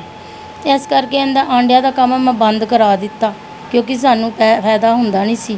ਫਿਰ ਇਹਨੇ ਕਿਹਾ, ਮੈਂ ਕਿਹਾ ਤੂੰ ਰਹਿਣ ਦੇ ਕੰਮ ਕਰਨਾ, ਤੂੰ ਘਰ ਹੀ ਰਹਿ, ਤੂੰ ਪੜ੍ਹ। ਇਹ ਕਹਿੰਦਾ ਨਹੀਂ ਮੰਮਾ ਜੀ ਕਿ ਤੁਹਾਨੂੰ ਇੰਨੀਆਂ ਦੁੱਖ ਤਕਲੀਫਾਂ ਨੇ, ਤੁਹਾਡੀ ਦਵਾਈ ਵੀ ਨਹੀਂ ਆਉਂਦੀ ਤੇ ਘਰ ਦੇ ਸਾਡੇ ਖਰਚੇ ਵੀ ਨਹੀਂ ਪੂਰੇ ਹੁੰਦੇ, ਇਹਨਾਂ ਦੀਆਂ ਫੀਸਾਂ ਵੀ ਨਹੀਂ ਪੂਰੀਆਂ ਹੁੰਦੀਆਂ। ਤੇ ਇਹਨੇ ਮੇਜ਼ ਦੇ ਉੱਤੇ ਲੱਕੜੀਆਂ ਲਾਉਣੀਆਂ ਸ਼ੁਰੂ ਕਰਤੀਆਂ। ਹੁਣ ਮੈਨੂੰ ਕਹਿੰਦਾ ਮੰਮਾ ਜੀ ਥੋੜ੍ਹਾ ਬਹੁਤਾ ਮੈਨੂੰ ਸਮਾਨ ਲਿਆ ਕੇ ਦੇ ਦਿਆ ਕਰੋ, ਕੋਈ ਪਲਾਸਟਿਕ ਦਾ ਸਮਾਨ, ਕੁਛ ਵੀ ਸਮਾਨ ਲਿਆ ਕੇ ਦੇ ਦਿਓ, ਮੈਂ ਵੇਚਾਂਗਾ, ਸ਼ਾਮ ਨੂੰ ਆਣ ਕੇ ਸਕੂਲੋਂ ਪੜ੍ਹ ਕੇ ਆਵਾਂ ਕਰਾਂਗਾ ਤੇ ਸ਼ਾਮ ਨੂੰ ਉਹ ਲਗਾ ਕੇ ਬੈਠ ਜਾ ਕਰਾਂਗਾ। ਪਰ ਮੇਰੀ ਹੁਣ ਇੰਨੀ ਵੀ ਗੁੰਜਾਇਸ਼ ਨਹੀਂ ਹੈਗੀ ਕਿ ਜਿਹੜਾ ਮੈਂ ਇਹਨੂੰ ਮਾਲ ਪਾ ਦੇਵਾਂ। ਮੈਂ ਇਹਨੂੰ ਕਿਹਾ, ਮੈਂ ਕਿਹਾ ਕੋਈ ਨਹੀਂ ਪੁੱਤ, ਜਦੋਂ ਮੇਰੇ ਹੱਥ ਪੈਸੇ ਆਣਗੇ ਤੇ ਮੈਂ ਤੇਰੇ ਵੀ ਥੋੜ੍ਹਾ ਬਹੁਤਾ ਮਾਲ ਇਹ ਪਾ ਫਿਰ ਆਪਣੇ ਵੱਡੇ ਭਰਾ ਨਾਲ ਵੀ ਚਲੇ ਜਾਂਦਾ ਚੱਪਲਾਂ ਵੇਚਣ? ਆਪਣੇ ਵੱਡੇ ਭਾਈ ਨਾਲ ਜਾਂਦਾ ਹੁੰਦਾ ਚੱਪਲਾਂ ਵੇਚਣਾ, ਤੇ ਜਾ ਕਹਿੰਦਾ ਮੈਂ ਥੋੜ੍ਹੀਆਂ ਚੱਪਲਾਂ ਹੁਣ ਟੇਬਲ ਦੇ ਉੱਤੇ ਲਾ ਲਵਾਂਗਾ। ਜੀ। ਇਹ ਵੀ ਕੰਮ ਕਰਦਾ ਵੇ, ਮੈਂ ਵੀ ਕੰਮ ਕਰਨੀ ਆ। ਤੁਸੀਂ ਕੀ ਕੰਮ ਕਰਦੇ? ਮੈਂ ਪ੍ਰੈਸ ਵੀ ਚਲਾ ਲੈਂਦੀ ਆ, ਵਰਮੀ ਵੀ ਚਲਾ ਲੈਂਦੀ ਆ, ਕਟਰ ਮਸ਼ੀਨ ਚਲਾਉਂਦੀ ਆ, ਗਲੰਡਰ ਚਲਾਉਂਦੀ ਆ। ਮੈਂ ਫੈਕਟਰੀ 'ਚ ਲੱਗੇ? ਫੈਕਟਰੀ 'ਚ ਲੱਗੀ ਆ ਵੀਰ ਜੀ ਮੈਂ। ਪਰ ਮੈਨੂੰ ਇੰਨੀਆਂ ਦੁੱਖ ਤਕਲੀਫਾਂ, ਮੈਨੂੰ ਸਾਹ ਪ੍ਰੋਬਲਮ ਹੈ, ਮੇਰੀਆਂ ਨਸਾਂ ਘੱਟ ਚੱਲਦੀਆਂ ਨੇ। ਮੇਰੇ ਘਰ ਵਾਲੇ ਨੇ ਇੱਥੇ ਮੈਨੂੰ ਹੱਥ 'ਤੇ ਟੋਕਾ ਮਾਰ ਦਿੱਤਾ ਸੀ, ਜਿਹਦੇ ਨਾਲ ਨਾ ਮੇਰੀ ਨਾੜੀ ਬਲੋਕ ਹੋ ਗਈ ਹੈ, ਬਾਂਹ ਦੀ ਨਾੜੀ ਮੇਰੀ ਬਲੋਕ ਹੋ ਗਈ ਹੈ। ਇਹ ਮੇਰੀ ਬਾਂਹ ਘੱਟ ਚੱਲਦੀ ਹੈ, ਇਹਦੇ ਨਾਲ ਮੇਰੀਆਂ ਨਸਾਂ ਘੱਟ ਚੱਲਦੀਆਂ ਨੇ, ਤੇ ਮੈਨੂੰ ਇਹ 'ਤੇ ਗੱਠ ਜੀ ਪੈ ਗਈ ਹੈ, ਮੇਰੀ ਸਾਹ ਪ੍ਰੋਬਲਮ ਚੱਲਦੀ। ਗੁਜ਼ਾਰਾ ਹੋ ਜਾਂਦਾ ਵਾ ਦੋਨੇ ਪਾਸਿਓਂ ਕਮਾਈ ਕਰਕੇ ਥੋੜ੍ਹਾ ਬਹੁਤਾ? ਬਸ ਵੀਰ ਜੀ ਮਸਾਂ ਹੀ ਗੁਜ਼ਾਰਾ ਹੁੰਦਾ। ਮੈਡਮਾਂ ਨੂੰ ਮੈਂ ਕਹਿ ਆਉਂਦੀ ਹਾਂ ਕਿ ਅੱਜ ਫੀਸ ਦੇ ਦਾਂਗੀ, ਕੱਲ੍ਹ ਫੀਸ ਦੇ ਦਾਂਗੀ, ਥੋੜ੍ਹੇ ਥੋੜ੍ਹੇ ਕਰਕੇ ਪੈਸੇ ਦਿੰਦੀ ਹਾਂ। ਪ੍ਰਿੰਸੀਪਲ ਕਿਸੇ ਵੱਲੋਂ ਮਦਦ ਨਹੀਂ ਹੁੰਦੀ? ਨਹੀਂ ਜੀ, ਅੱਜ ਤੱਕ ਕਦੇ ਬਾਹਰੋਂ ਕਦੇ ਕਿਸੇ ਨੇ ਮਦਦ ਕੀਤੀ ਹੋਵੇ? ਨਹੀਂ ਜੀ, ਕਿਸੇ ਵੱਲੋਂ ਮਦਦ ਨਹੀਂ ਹੁੰਦੀ। ਅਸੀਂ ਸਿਰਫ ਤਿੰਨੇ ਮਾਂ ਪੁੱਤਰ ਇੱਕ ਦੂਜੇ ਦੀ ਆਪ ਹੀ ਮਦਦ ਕਰਦੇ ਆ, ਕਿਸੇ ਦੀ ਬਾਹਰੋਂ ਨਹੀਂ ਹੋਈ। ਮੇਰੇ ਡੈਡੀ ਦੇ ਸਿਵਾ ਮੇਰੇ ਡੈਡੀ ਉਹ ਮਦਦ ਮੇਰੀ ਕਰਦੇ ਤੁਸੀਂ ਸਨ। ਹੁਣ ਜਿਵੇਂ ਆ ਕਮਰੇ ਦਾ ਰੈਂਟ ਵੀ ਦਿੰਦੇ ਹੋ, ਇਹਦਾ ਛੋਟੇ ਨੇ ਦੱਸਿਆ ਵੀ ਇਹਦਾ ਬਿਜਲੀ ਦਾ ਕਿਰਾਇਆ ਅਲੱਗ ਤੋਂ ਹੁੰਦਾ ਵਾ, ਹਾਂਜੀ ਉਹ ਵੀ ਤੁਸੀਂ ਆਪ ਹੀ ਕਰਦੇ ਹੋ? ਹਾਂਜੀ, ਉਹ ਵੀ ਮੈਂ ਆਪ ਹੀ ਕਰਦੀ ਹਾਂ। ਆ ਕਮਰੇ ਨੂੰ ਕਿੰਨਾ ਸਾਲ ਹੋ ਗਏ ਲਿਆ ਨੂੰ ਇੱਥੇ? ਇਹ ਕਮਰੇ ਨੂੰ ਸਾਨੂੰ ਤੇ 2 ਮਹੀਨੇ ਹੋਏ ਨੇ ਅਜੇ ਲਿਆ ਨੂੰ। ਕਮਰਾ ਚੇਂਜ ਕੀਤਾ ਅਸੀਂ। ਅੱਛਾ ਜੀ। ਅਸੀਂ ਪਹਿਲਾਂ ਦੂਸਰੇ ਕਮਰੇ 'ਚ ਰਹਿੰਦੇ ਸਾਂ ਤੇ ਉਹ ਕਮਰਾ ਬਦਲ ਕੇ ਅਸੀਂ ਇੱਥੇ ਆਏ ਹਾਂ। 2 ਮਹੀਨੇ ਹੋਏ ਨੇ ਇਹਨੂੰ ਕਮਰੇ ਨੂੰ ਲਏ ਨੇ। ਇੱਥੇ ਮਤਲਬ ਤੁਹਾਡਾ ਇੱਕ 2 ਮੰਜੇ ਲੱਗੇ ਹੋਏ ਨੇ ਮੈਨੂੰ ਲੱਗਦਾ ਇਹ ਮੰਜਾ ਸਹੀ ਹੈ, ਇਹ ਟੁੱਟਿਆ ਹੈ ਇਹ ਟੁੱਟਿਆ ਹੈ। ਹਾਂ ਮੈਂ ਉਹੀ ਦੇਖ ਰਿਹਾ। ਆ ਇੱਕ ਤੁਸੀਂ ਇੱਕ ਮੰਜਾ ਹੀ ਹੈ ਮਤਲਬ ਤੁਹਾਡੇ ਕੋਲ ਤੇ? ਇੱਕ ਮੰਜਾ ਵੀ ਵੀਰ ਜੀ, ਆਹ ਇਹ ਟੁੱਟਿਆ ਮੰਜਾ ਹੈ। ਸਾਰਾ ਟੁੱਟਿਆ ਹੋਇਆ ਵਾ। ਵੈਸੇ ਹੀ ਆਪਾਂ ਮੈਂ ਜਿਵੇਂ ਬੈਠਾ ਇੱਕ ਸਾਈਡ ਤੇ ਇੰਨਾ ਕੀ ਆ, ਇਹ ਆ ਮੰਜਾ ਸਾਰਾ ਮੰਜਾ ਟੁੱਟਿਆ ਹੋਇਆ। ਤੁਸੀਂ ਇੱਕ ਮੰਜੇ ਦਾ ਹੀ ਗੁਜ਼ਾਰਾ ਕਰ ਲੈਂਦੇ ਹੋ? ਹਾਂਜੀ।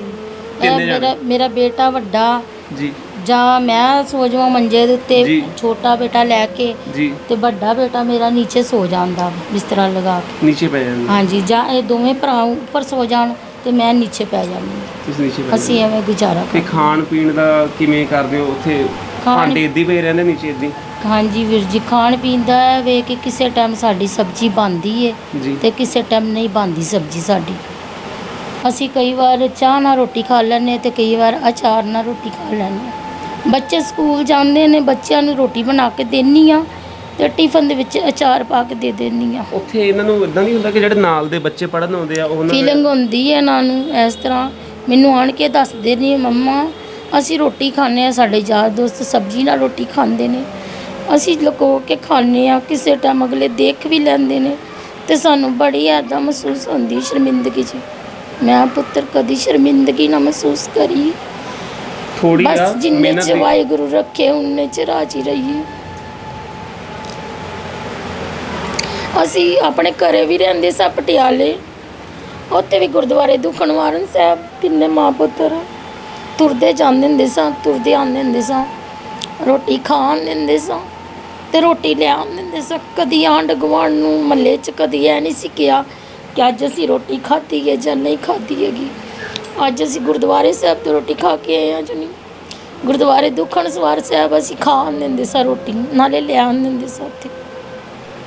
ਮੇਰੇ ਘਰ ਵਾਲੇ ਨੇ ਮਾਰ ਕੁੱਟ ਕਰਕੇ ਸਾਨੂੰ ਗਲੀ 'ਚ ਬਿਠਾ ਦੇਣਾ ਅੱਧੀ ਅੱਧੀ ਰਾਤ ਨੂੰ, ਦਾਰੂ ਪੀ ਕੇ ਆਉਣਾ, ਠੰਡ ਨਹੀਂ ਵੇਖਣੀ, ਗਰਮੀ ਨਹੀਂ ਵੇਖਣੀ, ਸਾਨੂੰ ਗਲੀ 'ਚ ਬਿਠਾਉਣਾ। ਪੂਰੀ ਰਾਤ ਹੀ ਸਾਡੀ ਗਲੀ 'ਚ ਬੀਤ ਜਾਣੀ। ਗੁਰਦੁਆਰਾ ਸਾਹਿਬ ਹੁੰਦਾ ਸੀ ਸਾਡੀ ਗਲੀ ਦੇ ਵਿੱਚ, ਉਹਦੀਆਂ ਪੌੜੀਆਂ 'ਤੇ ਬੈਠ ਕੇ ਸਾਰੀ ਰਾਤ ਬੀਤ ਜਾਣੀ। ਬੱਚੇ ਕੋਲ ਨਾਲ ਹੁੰਦੇ? ਮੇਰੇ ਬੱਚਿਆਂ ਨੇ ਕਹਿਣਾ, ਮੰਮਾ ਸਰਦੀ ਹੋਣੀ ਜੇ, ਮੰਮਾ ਸਾਨੂੰ ਠੰਡ ਲੱਗਦੀ, ਉੱਤੋਂ ਬਾਰਿਸ਼ ਪੈਂਦੀ ਨਹੀਂ। ਮੈਂ ਦੋਵੇਂ ਬੱਚਿਆਂ ਨੂੰ ਇੰਝ ਨਾਲ ਲੈ ਕੇ ਗੁਰਦੁਆਰੇ ਦੀ ਥੜੀ ਦੇ ਉੱਤੇ ਬੈਠਾ ਰਹਿਣਾ। ਤੇ ਮੇਰੇ ਆਂਢ ਗੁਆਂਢ ਨੇ, ਗਲੀ ਮਹੱਲੇ ਨੇ ਕਹਿਣਾ ਕਰਨਾ, ਆਸ਼ਾ ਤੂੰ ਸਾਡੇ ਅੰਦਰ ਆ ਜਾ ਕਰ, ਆਸ਼ਾ ਤੂੰ ਸਾਡੇ ਅੰਦਰ। ਪਰ ਬਦਨਾਮੀ ਦੀ ਡਰ ਤੋਂ, ਬਦਨਾਮੀ ਦੀ ਵਜ੍ਹਾ ਤੋਂ ਮੈਂ ਕਿਸੇ ਦੇ ਅੰਦਰ ਜਾ ਕੇ ਨਹੀਂ ਬੈਠਣਾ ਕਿ ਕੱਲ੍ਹ ਨੂੰ ਮੇਰਾ ਘਰ ਵਾਲਾ ਜਾਂ ਮੇਰੇ ਸਹੁਰੇ ਪਰਿਵਾਰ ਮੈਨੂੰ ਕੋਈ ਬਦਨਾਮੀ ਨਾ ਲਾ ਦੇਣ ਕਿ ਤੂੰ ਉਹਨਾਂ ਦੇ ਕਮਰੇ 'ਚ ਸੁੱਤੀ ਸੀ, ਤੂੰ ਉਹਨਾਂ ਦੇ ਘਰ ਸੁੱਤੀ ਸੀ। ਮੈਂ ਗੁਰਦੁਆਰੇ ਦੀ ਥੜੀ ਦੇ ਉੱਤੇ ਬੈਠੇ ਰਾਤ ਗੁਜ਼ਾਰਦੀ ਨਹੀਂ ਕਰਨੀ। ਜੇ ਮੈਂ ਆਪਣੀ ਸੱਸ ਦੇ ਘਰੇ ਜਾਣਾ, 2 ਗਲੀਆਂ ਛੱਡ ਕੇ ਮੇਰੀ ਸੱਸ ਦਾ ਘਰ ਹੈ। ਅੱਛਾ, ਲੱਗ ਰਹਿੰਦੇ ਸੀ ਉਹ? ਹਾਂਜੀ, ਜੇ ਮੈਂ ਆਪਣੀ ਸੱਸ ਦੇ ਘਰੇ ਜਾਣਾ ਤਾਂ ਮੇਰੀ ਸੱਸ ਨੇ ਵੀ ਗੇਟ 'ਚ ਇੰਝ ਹੱਥ ਰੱਖ ਲੈਣਾ, ਕਹਿਣਾ ਨਹੀਂ ਅੰਦਰ ਨਹੀਂ ਵੜਦੇ? ਅੰਦਰ ਨਹੀਂ ਆਉਣਾ, ਤੁਸੀਂ ਆਪਣੇ ਘਰੇ ਉੱਧਰ ਹੀ ਜਾਓ। ਮੈਂ ਕਹਿਣਾ ਮੰਮੀ ਸ਼ਰਾਬ ਪੀ ਕੇ ਮੇਰੇ ਘਰ ਵਾਲੇ ਮੇਰੇ ਨੂੰ ਬਾਹਰ ਕੱਢਤਾ, ਬੱਚਿਆਂ ਨੂੰ ਵੀ ਕੱਢ ਦਿੱਤਾ, ਮੈਂ ਕਿੱਥੇ ਜਾਵਾਂ? ਕਹਿੰਦੀ ਸਾਨੂੰ ਨਹੀਂ ਪਤਾ, ਕਿਤੇ ਮਰਜ਼ੀ ਜਾ, ਪਰ ਤੂੰ ਇੱਧਰ ਨਹੀਂ ਆਉਣਾ ਹੈਗਾ, ਇੱਧਰ ਆ ਜਾਏਗਾ, ਸ਼ਰਾਬ ਪੀ ਕੇ ਇੱਧਰ ਆ ਜਾਏ। ਬਸ ਵੀਰ ਜੀ, ਬਹੁਤ ਹੀ ਮਾੜੇ ਹਾਲਾਤ ਸਾਡੇ ਨਾਲ ਉੱਥੇ ਹੁੰਦੇ ਸੀ। ਇਸ ਬੱਚਿਆਂ ਨੂੰ ਬਸ ਇਹੀ ਕਹੋ ਕਿ ਜਿਹੜੇ 3 ਬੱਚੇ ਮੇਰੇ ਪੇਟ 'ਚ ਮਾਰ ਦਿੱਤੇ, ਇਹਨਾਂ ਨੂੰ ਮੈਂ ਮੁਸ਼ਕਲ ਨਾਲ ਹੀ ਬਚਾ ਕੇ ਇੱਥੇ ਕੋਲ ਰੱਖਿਆ ਹੈ ਕਿ ਮੈਂ ਇਹਨਾਂ ਨੂੰ ਖੋ ਨਹੀਂ ਸਕਦੀ, ਇਹਨਾਂ ਨੂੰ ਗਵਾ ਬਹੁਤ ਨਹੀਂ ਮੁਸ਼ਕਿਲ ਨਾਲ ਬਚੇ ਨੇ ਨਾ ਫਿਰ ਇਹ। ਹਾਂਜੀ, ਇਹ ਬਹੁਤ ਮੁਸ਼ਕਲ ਨਾਲ ਬਚਾ ਕੇ ਮੈਂ ਇੱਥੇ ਰੱਖੇ। ਕੋਈ ਸਾਨੂੰ ਉੱਧਰ ਕੋਈ ਖਰਚਾ ਸਹੁਰੇ ਪਰਿਵਾਰ ਵੱਲੋਂ ਨਹੀਂ ਆਉਂਦਾ, ਕੋਈ ਸਾਡਾ ਦੁੱਖਾ ਸੁੱਖਾ ਨਹੀਂ ਦੇਖਦੇ। ਉਹ ਦੇਖਦੇ ਹੀ ਨਹੀਂ ਕਿ ਉਹ ਜਿੰਦਾ ਨੇ ਜਾਂ ਮਰ ਗਏ ਨੇ। ਹੁਣ ਕਾਫੀ ਸਾਲ ਹੋ ਗਏ, ਪੁੱਛਿਆ ਨਹੀਂ ਕਦੇ ਉਹਨਾਂ ਨੇ? ਫੋਨ ਨਹੀਂ ਵਗੈਰਾ ਜੀ। ਵੀ ਨਹੀਂ ਆਇਆ? ਨਹੀਂ ਜੀ, ਪਿੱਛੇ ਮੇਰਾ ਬੇਟਾ ਗਿਆ ਜੀ। ਆਪਣੇ ਯਾਰ ਦੋਸਤ ਦੇ ਨਾਲ, ਇਹਦੇ ਯਾਰ ਦੋਸਤ ਨੇ ਕਿਹਾ ਤੂੰ ਕਹਿੰਦਾ ਵੇ ਸਾਡਾ ਪਟਿਆਲੇ ਆਪਣਾ ਘਰ ਏ, ਕਾਲੀ ਮਾਤਾ ਦਾ ਮੰਦਿਰ ਏ, ਉੱਥੇ ਗੁਰਦੁਆਰਾ ਦੁਖਨਿਵਾਰਨ ਸਾਹਿਬ ਦਿਖਾ ਕੇ ਏ, ਲਿਆ ਸਾਨੂੰ। ਤੂੰ ਸਾਨੂੰ ਦਿਖਾ ਕੇ ਲਿਆ। ਇਹ ਆਪਣੇ ਦੋਸਤ ਨੂੰ ਲੈ ਗਿਆ ਤੇ ਆਪਣੇ ਘਰੇ ਚਲਾ ਗਿਆ। ਜਦੋਂ ਇਹਦੇ ਡੈਡੀ ਨੇ ਇਹਨੂੰ ਦੇਖਿਆ ਤੇ ਇਹਦੇ ਡੈਡੀ ਇਹ ਕਹਿੰਦਾ, ਡੈਡੀ ਤੂੰ ਮੇਰੇ ਨਾਲ ਚੱਲ, ਤੂੰ ਸਾਡੇ ਨਾਲ ਰਹਿ। ਇਹਦਾ ਡੈਡੀ ਆ ਗਿਆ ਇਹਦੇ ਨਾਲ, ਲੁਧਿਆਣੇ ਆ ਗਏ? ਲੁਧਿਆਣੇ ਆ ਗਿਆ। ਇਸ ਗੱਲ ਨੂੰ 2-2.5 ਮਹੀਨੇ ਹੋ ਗਏ ਨੇ ਇਸ ਗੱਲ ਨੂੰ। ਉਹ ਇਹਦੇ ਡੈਡੀ ਇਹ ਨਾਲ ਆ ਗਏ। ਦੂਸਰੇ ਦਿਨ ਹੀ ਇਹਦੀ ਦਾਦੀ ਨੇ ਫੋਨ ਕਰ ਦਿੱਤਾ, ਆਸ਼ੂ ਤੂੰ ਇੱਥੇ ਆ, ਤੂੰ ਉੱਥੇ ਕੀ ਕਰਨ ਗਿਆ, ਤੂੰ ਇੱਥੇ ਆ। ਇਹਦਾ ਡੈਡੀ ਕਹਿੰਦਾ ਮੇਰੀ ਮੰਮੀ ਬੁਲਾ ਰਹੀ ਹੈ, ਮੇਰੀ ਮੰਮੀ ਬੁਲਾ ਰਹੀ ਹੈ। ਇਹ ਕਹਿੰਦਾ ਡੈਡੀ ਤੂੰ ਸਾਡੇ ਕੋਲ ਰਹਿ, ਨਹੀਂ ਮੇਰੀ ਮੰਮੀ ਬੁਲਾ ਰਹੀ ਹੈ, ਮੇਰੀ ਮੰਮੀ ਬੁਲਾ ਰਹੀ। ਇਹਦਾ ਡੈਡੀ ਚਲਾ ਗਿਆ। ਅਸੀਂ ਮਾਂ ਪੁੱਤਰ ਮਗਰੇ ਗਿਆ। ਮੈਂ ਕਿਹਾ ਮੰਮੀ ਤੁਸੀਂ ਕਿਉਂ ਫੋਨ ਕੀਤਾ, ਜੇ ਸਾਡੇ ਕੋਲ ਰਹਿੰਦੇ ਨੇ ਸਾਡੇ ਕੋਲ ਰਹਿਣ ਦਿਓ। ਪਰ ਮੇਰੇ ਬੇਟੇ ਨਾਲ ਤੇ ਮੇਰੇ ਨਾਲ ਕੁੱਟਮਾਰ 3 ਜਣਿਆਂ ਨੇ ਕੀਤੀ ਤੇ ਸਾਨੂੰ ਘਰੋਂ ਕੱਢ ਦਿੱਤਾ। ਮੇਰੇ ਸੱਸ ਸਹੁਰੇ ਨੇ, ਮੇਰੇ ਘਰ ਵਾਲੇ ਨੇ ਮਾਰ ਕੁੱਟ ਕੇ ਸਾਨੂੰ ਬਾਹਰ ਗਲੀ 'ਚ ਕੱਢ ਦਿੱਤਾ। ਉਦੋਂ ਬਾਅਦ ਆਇਆ ਨਹੀਂ ਕਦੇ ਲੁਧਿਆਣੇ? ਨਹੀਂ ਜੀ, ਉਦੋਂ ਬਾਅਦ ਨਹੀਂ ਆਏਗੀ। ਤੇ ਚਲੋ ਜੀ, ਮਾਤਾ ਜੀ ਨਾਲ ਗੱਲ ਹੋਈ ਹੈ ਆਪਣੀ। ਰੱਬ ਨਾ ਕਰੇ ਕਿ ਇੰਨਾ ਮਾੜਾ ਵਕਤ ਕਦੇ ਕਿਸੇ ਤੇ ਆਵੇ। ਤੇ ਮੈਂ 2 ਗੱਲਾਂ ਬੱਚਿਆਂ ਨਾਲ ਕਰਨਾ ਜੀ ਸਾਂਝੀਆਂ। ਪੁੱਤ ਕਿੱਦਾਂ ਦਾ ਲੱਗਦਾ ਜਦੋਂ ਮਿਹਨਤ ਕਰਦੇ ਹੋ, ਜਾਂਦੇ ਹੋ ਚੱਪਲਾਂ ਵੇਚਦੇ ਹੋ, ਲੋਕੀ ਵੀਰੇ ਵੱਡੇ ਵੀਰੇ ਦੇ ਨਾਲ ਜਾਂਦੇ ਹੋ? ਹਾਂਜੀ, ਸਾਨੂੰ ਵਧੀਆ ਲੱਗਦਾ ਵੀ ਮਿਹਨਤ ਕਰਦੇ ਹੋ? ਹਾਂਜੀ, ਵੀ ਅਸੀਂ ਕਿਸੇ ਤੋਂ ਮੰਗਦੇ ਨਹੀਂ ਹੈਗੇ, ਬਟ ਸਾਨੂੰ ਆਪਣੇ ਮੰਮਾ ਤੇ ਫਕਰ ਆ ਵੀ ਸਾਡੇ ਮੰਮਾ ਨੇ ਸਾਨੂੰ ਇੱਥੇ ਜੋਗਾ ਬਣਾਇਆ ਵੀ ਅਸੀਂ ਮਿਹਨਤ ਕਰਕੇ ਖਾ ਮਿਹਨਤ ਸਕੀਏ। ਕਰਦੇ ਹੋ? ਹਾਂਜੀ ਤੁਹਾਨੂੰ ਖੁਸ਼ੀ ਹੁੰਦੀ ਹੈ ਮਿਹਨਤ ਕਰਕੇ? ਹਾਂਜੀ। ਤੇ ਤੁਹਾਡੇ ਕਦੇ ਮਨ 'ਚ ਨਹੀਂ ਆਇਆ ਕਿ ਮੈਂ ਮੰਗ ਕੇ ਖਾ ਲਾਂ ਜਾਂ ਕਦੇ ਕਿਤੇ ਖੜ ਕੇ ਕਿਸੇ ਨੂੰ ਮੰਗ ਲਾਂ? ਨਹੀਂ ਮੰਗਣ ਦਾ ਨਹੀਂ ਖਿਆਲ ਆਇਆ, ਕਿਉਂਕਿ ਸਾਡੇ ਮੰਮਾ ਨੇ ਸਾਨੂੰ ਮਿਹਨਤ ਦੀ ਆਦਤ ਪਾਈ ਹੋਈ ਹੈ, ਤਾਂ ਹੀ ਆਪਾਂ ਇਸ ਮੁਕੱਦਰ ਤੇ ਪਹੁੰਚੇ ਪਏ। ਠੀਕ ਆ, ਮਤਲਬ ਤੁਹਾਡੇ ਕਹਿਣ ਦਾ ਮਤਲਬ ਜੇ ਤੁਸੀਂ ਜ਼ਿੰਦਗੀ 'ਚ ਅੱਗੇ ਵੀ ਕਾਮਯਾਬ ਹੋਣਾ ਤਾਂ ਤੁਸੀਂ ਮਿਹਨਤ ਕਰਕੇ ਹੀ ਹੋਵੋਗੇ, ਤੁਹਾਨੂੰ ਤੁਹਾਡੇ ਮਦਰ ਨੇ ਸਿਖਾਇਆ ਹੋਇਆ। ਹਾਂਜੀ। ਤੇ ਤੁਸੀਂ ਪਹਿਲੀ ਵਾਰ ਤੁਹਾਡੇ ਮਦਰ ਨੇ ਦੱਸਿਆ ਸੀ ਆਂਡੇ ਦਾ ਕੰਮ ਸ਼ੁਰੂ ਕੀਤਾ ਸੀਗਾ? ਹਾਂਜੀ, ਪਹਿਲੀ ਵਾਰ ਆਂਡਿਆਂ ਦਾ ਕੰਮ ਸ਼ੁਰੂ ਕੀਤਾ ਸੀਗਾ। ਕੀ ਹੋ ਗਿਆ ਸੀ ਪੁੱਤ ਉਦੋਂ? ਪਰ ਮੈਂ ਜਦ ਰੇੜੀ ਲਾ ਕੇ ਖਲੋਂਦਾ ਸੀਗਾ ਵੀ ਉੱਧਰੋਂ ਇੱਕ ਜਣਾ ਗੱਲਾ ਲਾ ਕੇ ਕੋਈ ਆਂਡੇ ਕੱਢ ਕੇ ਲੈ ਜਾਂਦਾ ਸੀਗਾ, ਪਤਾ ਨਹੀਂ ਲੱਗਦਾ ਸੀ। ਪਤਾ ਨਹੀਂ ਲੱਗਦਾ ਸੀ ਪਹਿਲੀ ਵਾਰੀ? ਘਾਟਾ ਪੈ ਜਾਂਦਾ ਸੀਗਾ। ਫਿਰ ਮਹਿਸੂਸ ਹੁੰਦਾ ਸੀਗਾ ਵੀ ਹਾਂ ਵੀ ਮੈਂ ਅੱਜ ਕੰਮ ਤੇ ਆਇਆ ਸੀ ਪਰ ਕੁਝ ਖੱਟ ਕੇ ਲੈ ਗਿਆ? ਹਾਂਜੀ, ਪਰ ਮੰਮਾ ਹੌਸਲਾ ਵਧਾਉਣ ਵਾਸਤੇ ਕਹਿ ਦਿੰਦੇ ਵੀ ਕਮਾਇਆ ਵਾ ਵਧੀਆ। ਤੈਨੂੰ ਲੱਗਦਾ ਪਤਾ ਸੀਗਾ ਵੀ ਹਾਂ ਮੈਂ ਨੁਕਸਾਨ ਤਾਂ ਕਰਕੇ ਆਇਆ? ਹਾਂਜੀ, ਮੈਨੂੰ ਪਤਾ ਸੀ, ਪਰ ਮੰਮਾ ਅਹਿਸਾਸ ਨਹੀਂ ਹੋਣ ਦਿੰਦੇ ਸੀਗੇ। ਤੈਨੂੰ ਹੁਣ ਅਹਿਸਾਸ ਹੁੰਦਾ ਕਿ ਹੁਣ ਮੈਂ ਅੱਗੇ ਤੋਂ ਥੋੜਾ ਚੁਕੰਨਾ ਰਹਿਣਾ ਜਾਂ ਮਿਹਨਤ ਵੱਧ ਕਰੂੰਗਾ? ਚੁਕੰਨਾ ਤਾਂ ਪਤਾ ਨਹੀਂ, ਮਿਹਨਤ ਬਸ ਕਰੂੰਗਾ। ਮਿਹਨਤ ਕਰੇਗਾ? ਹਾਂਜੀ। ਠੀਕ ਆ। ਤੇ ਹੁਣ ਵੀਰੇ ਨਾਲ ਜਾਂਦੇ ਹੋ ਚੱਪਲਾਂ ਵੇਚਣ? ਹਾਂਜੀ, ਭਾਜੀ ਨਾਲ ਵੀ ਜਾਣਾ ਹਾਂ। ਜਾਂ ਫਿਰ ਐਤਵਾਰ ਨੂੰ ਮੇਜ਼ ਤੇ ਲਾ ਕੇ ਲੈ ਜਾਣਾ। ਮੇਜ਼ ਤੇ? ਹਾਂਜੀ। ਇੱਥੇ ਘਰ ਕੋਲ ਹੀ ਕਿਤੇ ਮੇਜ਼ ਤੇ ਲਾ ਲੈਂਦੇ ਹੋ? ਹਾਂਜੀ, ਘਰ ਕੋਲ ਲਾ ਲੈਂਦੇ ਮੇਜ਼ ਤੇ। ਠੀਕ ਆ ਠੀਕ ਆ ਠੀਕ ਆ। ਤੇ ਚੱਪਲਾਂ ਵਿਕ ਜਾਂਦੀਆਂ ਨੇ? ਚੱਪਲਾਂ ਕਦੀ ਕਦਾਈ ਵਿਕ ਜਾਂਦੀਆਂ, ਕਦੀ ਕਦਾਈ ਨਹੀਂ ਵਿਕਦੀਆਂ।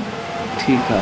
ਤੇ ਪੁੱਤ ਮੈਨੂੰ ਐਸਾ ਦਿਨ ਦੱਸ ਕਿ ਜਿੱਦਣ ਤੈਨੂੰ ਬਹੁਤ ਖੁਸ਼ੀ ਹੋਵੇ, ਤੂੰ ਬਹੁਤ ਜ਼ਿਆਦਾ ਕਮਾਈ ਕਰਕੇ ਲੈ ਕੇ ਆਏ ਹੋਵੇਂ, ਐਸਾ ਕੋਈ ਦਿਨ ਹੈਗਾ ਤੇਰੀ ਜ਼ਿੰਦਗੀ ਦਾ ਪੁੱਤ? ਹਾਂਜੀ, ਹੈਗਾ ਸੀ। ਮੈਨੂੰ ਦੱਸੋ, ਦਿਨ ਬਾਰੇ ਦੱਸੋ। ਜਦ ਭਾਜੀ ਨਾਲ ਪਹਿਲੀ ਵਾਰੀ ਚੱਪਲਾਂ ਵੇਚਣ ਗਿਆ ਸੀਗਾ। ਅੱਛਾ। ਹਾਂਜੀ। ਤੇ ਕਿੱਥੇ ਗਏ ਸੀ, ਕੀ ਹੋਇਆ, ਕੁਝ ਦੱਸੋਗੇ? ਹਾਂਜੀ, ਉੱਥੇ ਗਏ ਸੀ ਕਿ ਖੁਈਸਰ ਵਾਲਾ ਚੱਪਲਾਂ ਵੇਚਣ, ਉਧਰ ਵੇਚੇ ਦਾ 5-6 ਜੋੜੇ ਵੇਚ ਕੇ ਆ ਗਏ। 5-6 ਜੋੜੇ ਵੇਚਦੇ ਸੀ? ਹਾਂਜੀ। ਦੇਖੋ ਤੁਸੀਂ ਜਿੰਨੀ ਮਰਜ਼ੀ ਬੁਲੰਦੀ ਕਾਇਮ ਕਰ ਲਓ ਜ਼ਿੰਦਗੀ ਦੇ ਵਿੱਚ, ਤੁਸੀਂ ਕਰੋੜਾਂ ਰੁਪਈਆ ਕਮਾ ਲਓ, ਇਸ ਬੱਚੇ ਨੇ 5 ਜੋੜੇ ਵੇਚੇ। ਸਿਰ 5 ਜੋੜੇ ਕੁਛ ਨਹੀਂ ਹੁੰਦੇ ਹੈਗੇ। ਜੇ ਆਪਾਂ ਕਿਸੇ ਵੱਡੀ ਦੁਕਾਨ ਤੇ ਜਾਈਏ, ਉਹ ਸ਼ਾਮ ਤੱਕ 500 ਜੋੜਾ ਵੇਚ ਦਿੰਦਾ, ਤੇ ਅਗਲਾ ਤਾਂ ਵੀ ਸ਼ਾਮ ਨੂੰ ਲਾਲਾ ਜੀ ਬੈਠੇ ਹੀ ਕਹਿੰਦੇ ਹੁੰਦੇ ਨੇ ਯਾਰ ਜੇ ਵਧੀਆ ਨਹੀਂ ਹੋਈ ਹੈ ਸੇਲ, ਵਧੀਆ ਨਹੀਂ ਹੋਈ। ਤੇ ਇਸ ਬੱਚੇ ਨੇ 5 ਜੋੜੇ ਵੇਚੇ ਤੇ ਉਸ ਦੀ ਮਨ ਦੀ ਖੁਸ਼ੀ ਉਹਦੀ ਅੱਖਾਂ 'ਚ ਦਿਖ ਰਹੀ ਆ ਕਿ ਹਾਂ ਵੀ ਵੀਰੇ ਮੈਂ 5 ਜੋੜੇ ਵੇਚ ਕੇ ਆਇਆ ਸੀ ਤੇ ਮੇਰੀ ਉਸ ਦਿਨ ਦੀ ਕਮਾਈ, ਮੈਨੂੰ ਲੱਗਦਾ ਸੀਗਾ ਇਹਦੇ ਵੱਲੋਂ ਇਹਨੂੰ ਐਂ ਲੱਗਦਾ ਕਿ ਮੇਰੀ ਉਹ 5 ਜੋੜਿਆਂ ਦੀ ਕਮਾਈ ਬਹੁਤ ਵਧੀਆ। ਜੋੜਾ ਕਿੰਨੇ ਕੁ ਦਾ ਸੀ ਪੁੱਤ? ਇੱਕ ਜੋੜਾ ਵੀਰੇ 50 ਰੁਪਏ ਦਾ। 50 ਰੁਪਏ ਦਾ ਜੋੜਾ? 5 ਜੋੜੇ ਵੇਚਿਆ ਇਹਨੇ 50-50 ਰੁਪਏ ਦੇ ਹਿਸਾਬ ਨਾਲ। 50 ਰੁਪਏ ਦੇ ਜੋੜੇ ਵਿੱਚੋਂ ਮੈਨੂੰ ਨਹੀਂ ਲੱਗਦਾ ਕਿ 5 ਰੁਪਏ ਵੀ ਬਚਦੇ ਹੋਣਗੇ ਜ਼ਿਆਦਾਤਰ। 50 ਰੁਪਏ ਦਾ ਜੋੜਾ, ਤੇ ਇਸ ਬੱਚੇ ਨੂੰ ਇੰਨੀ ਖੁਸ਼ੀ ਸੀ ਕਿ ਮੈਂ 5 ਜੋੜੇ ਵੇਚੇ ਆ। ਤੇ ਆਪਾਂ ਵੱਡੇ ਭਰਾ ਨਾਲ ਗੱਲ ਕਰਾਂਗੇ। ਪੁੱਤ ਆਪਣੀ ਪਹਿਲਾਂ ਉਮਰ ਦੱਸੋ ਸਾਰਿਆਂ ਨੂੰ। ਮੇਰੀ ਉਮਰ 12 ਸਾਲ ਆ, 13ਵਾਂ ਲੱਗ ਗਿਆ। 13ਵਾਂ ਲੱਗ ਗਿਆ। ਤੇ ਤੁਹਾਡੀ?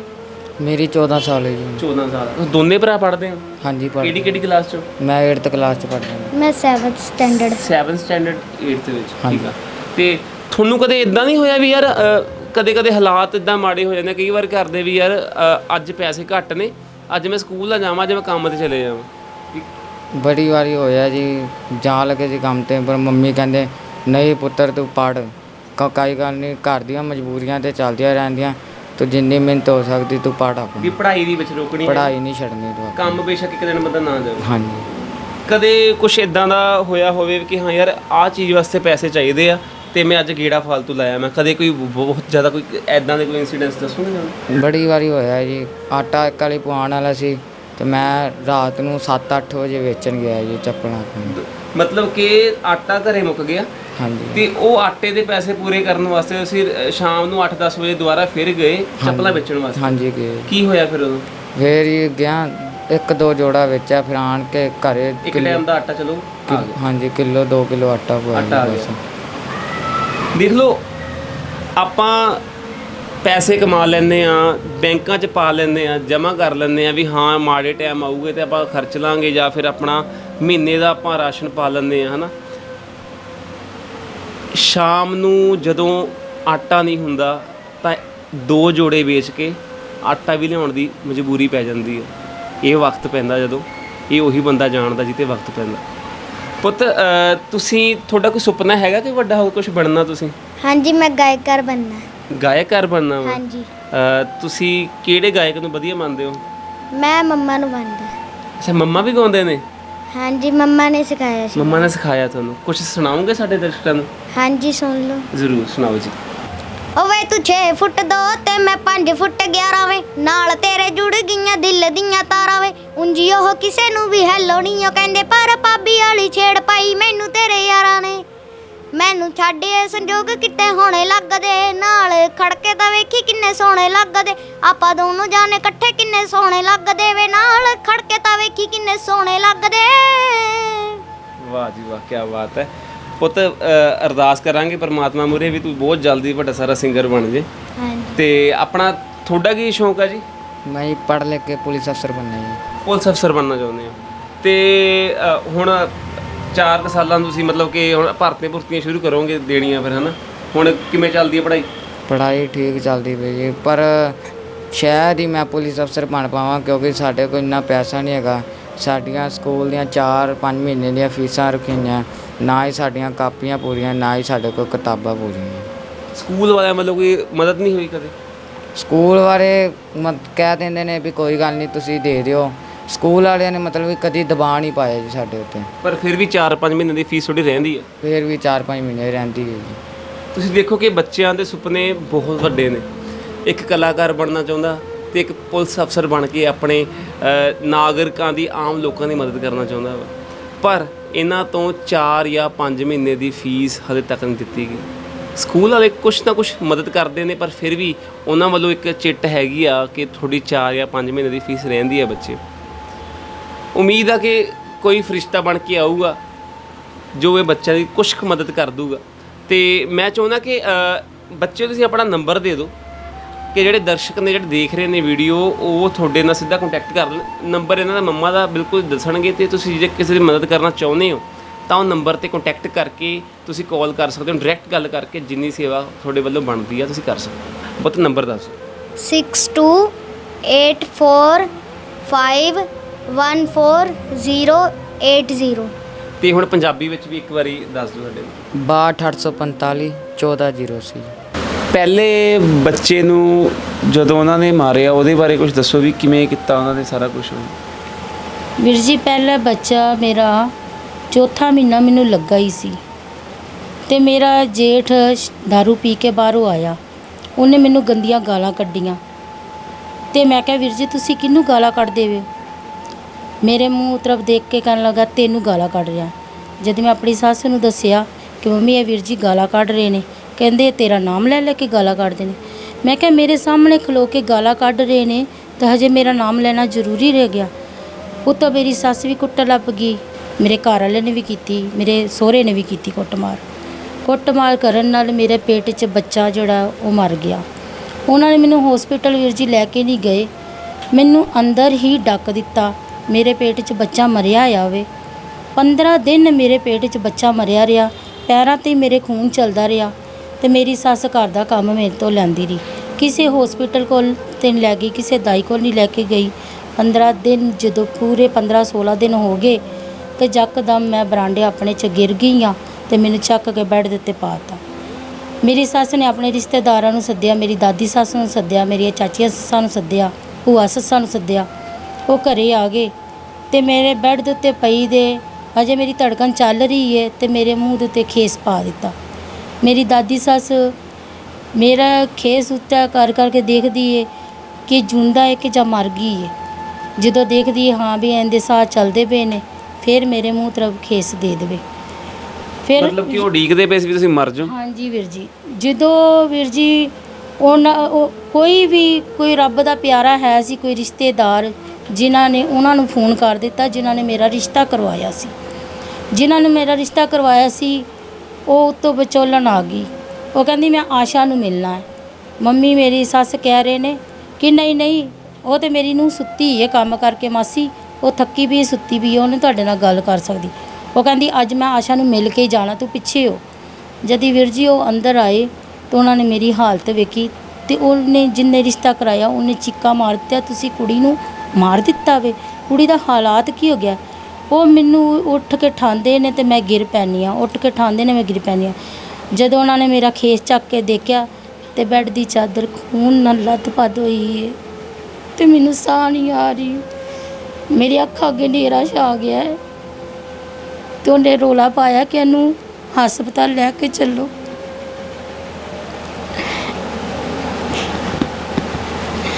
ਜਦੋਂ ਮੈਨੂੰ ਬਰਾਂਡੇ 'ਚ ਲੈ ਕੇ ਜਾ ਰਹੇ ਨੇ, ਇੰਝ ਲੈ ਕੇ ਗਏ ਨੇ ਮੈਨੂੰ ਜਿਵੇਂ ਕਿਸੇ ਮੁਰਦੇ ਨੂੰ ਲੈ ਕੇ ਜਾਈਦਾ।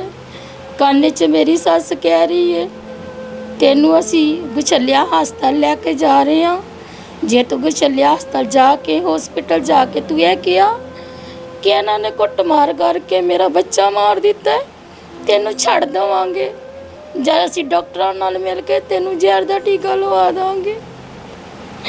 ਮੈਂ ਉਹੀ ਡਰ ਤੋਂ ਜਿਵੇਂ ਮੇਰੀ ਸੱਸ ਨੇ ਕਿਹਾ ਮੈਂ ਉੱਥੇ ਉਹੀ ਕਿਹਾ ਕਿ ਮੈਂ ਫਰਸ਼ ਤੋਂ ਗਿਰ ਪਈ ਸੀ, ਪਰ ਮੈਂ ਫਰਸ਼ ਤੋਂ ਨਹੀਂ ਗਿਰੀ ਸੀ, ਮੇਰਾ ਬੱਚਾ ਮਾਰਿਆ ਗਿਆ ਸੀ, ਇਹਨਾਂ ਨੇ ਕੁੱਟਮਾਰ ਕਰਕੇ ਮਾਰਿਆ ਸੀ।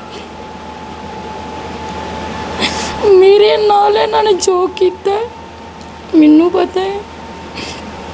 ਮੇਰੇ ਤਿੰਨ ਬੱਚੇ ਇਹਨਾਂ ਨੇ ਪੇਟ 'ਚ ਮਾਰ ਦਿੱਤੇ।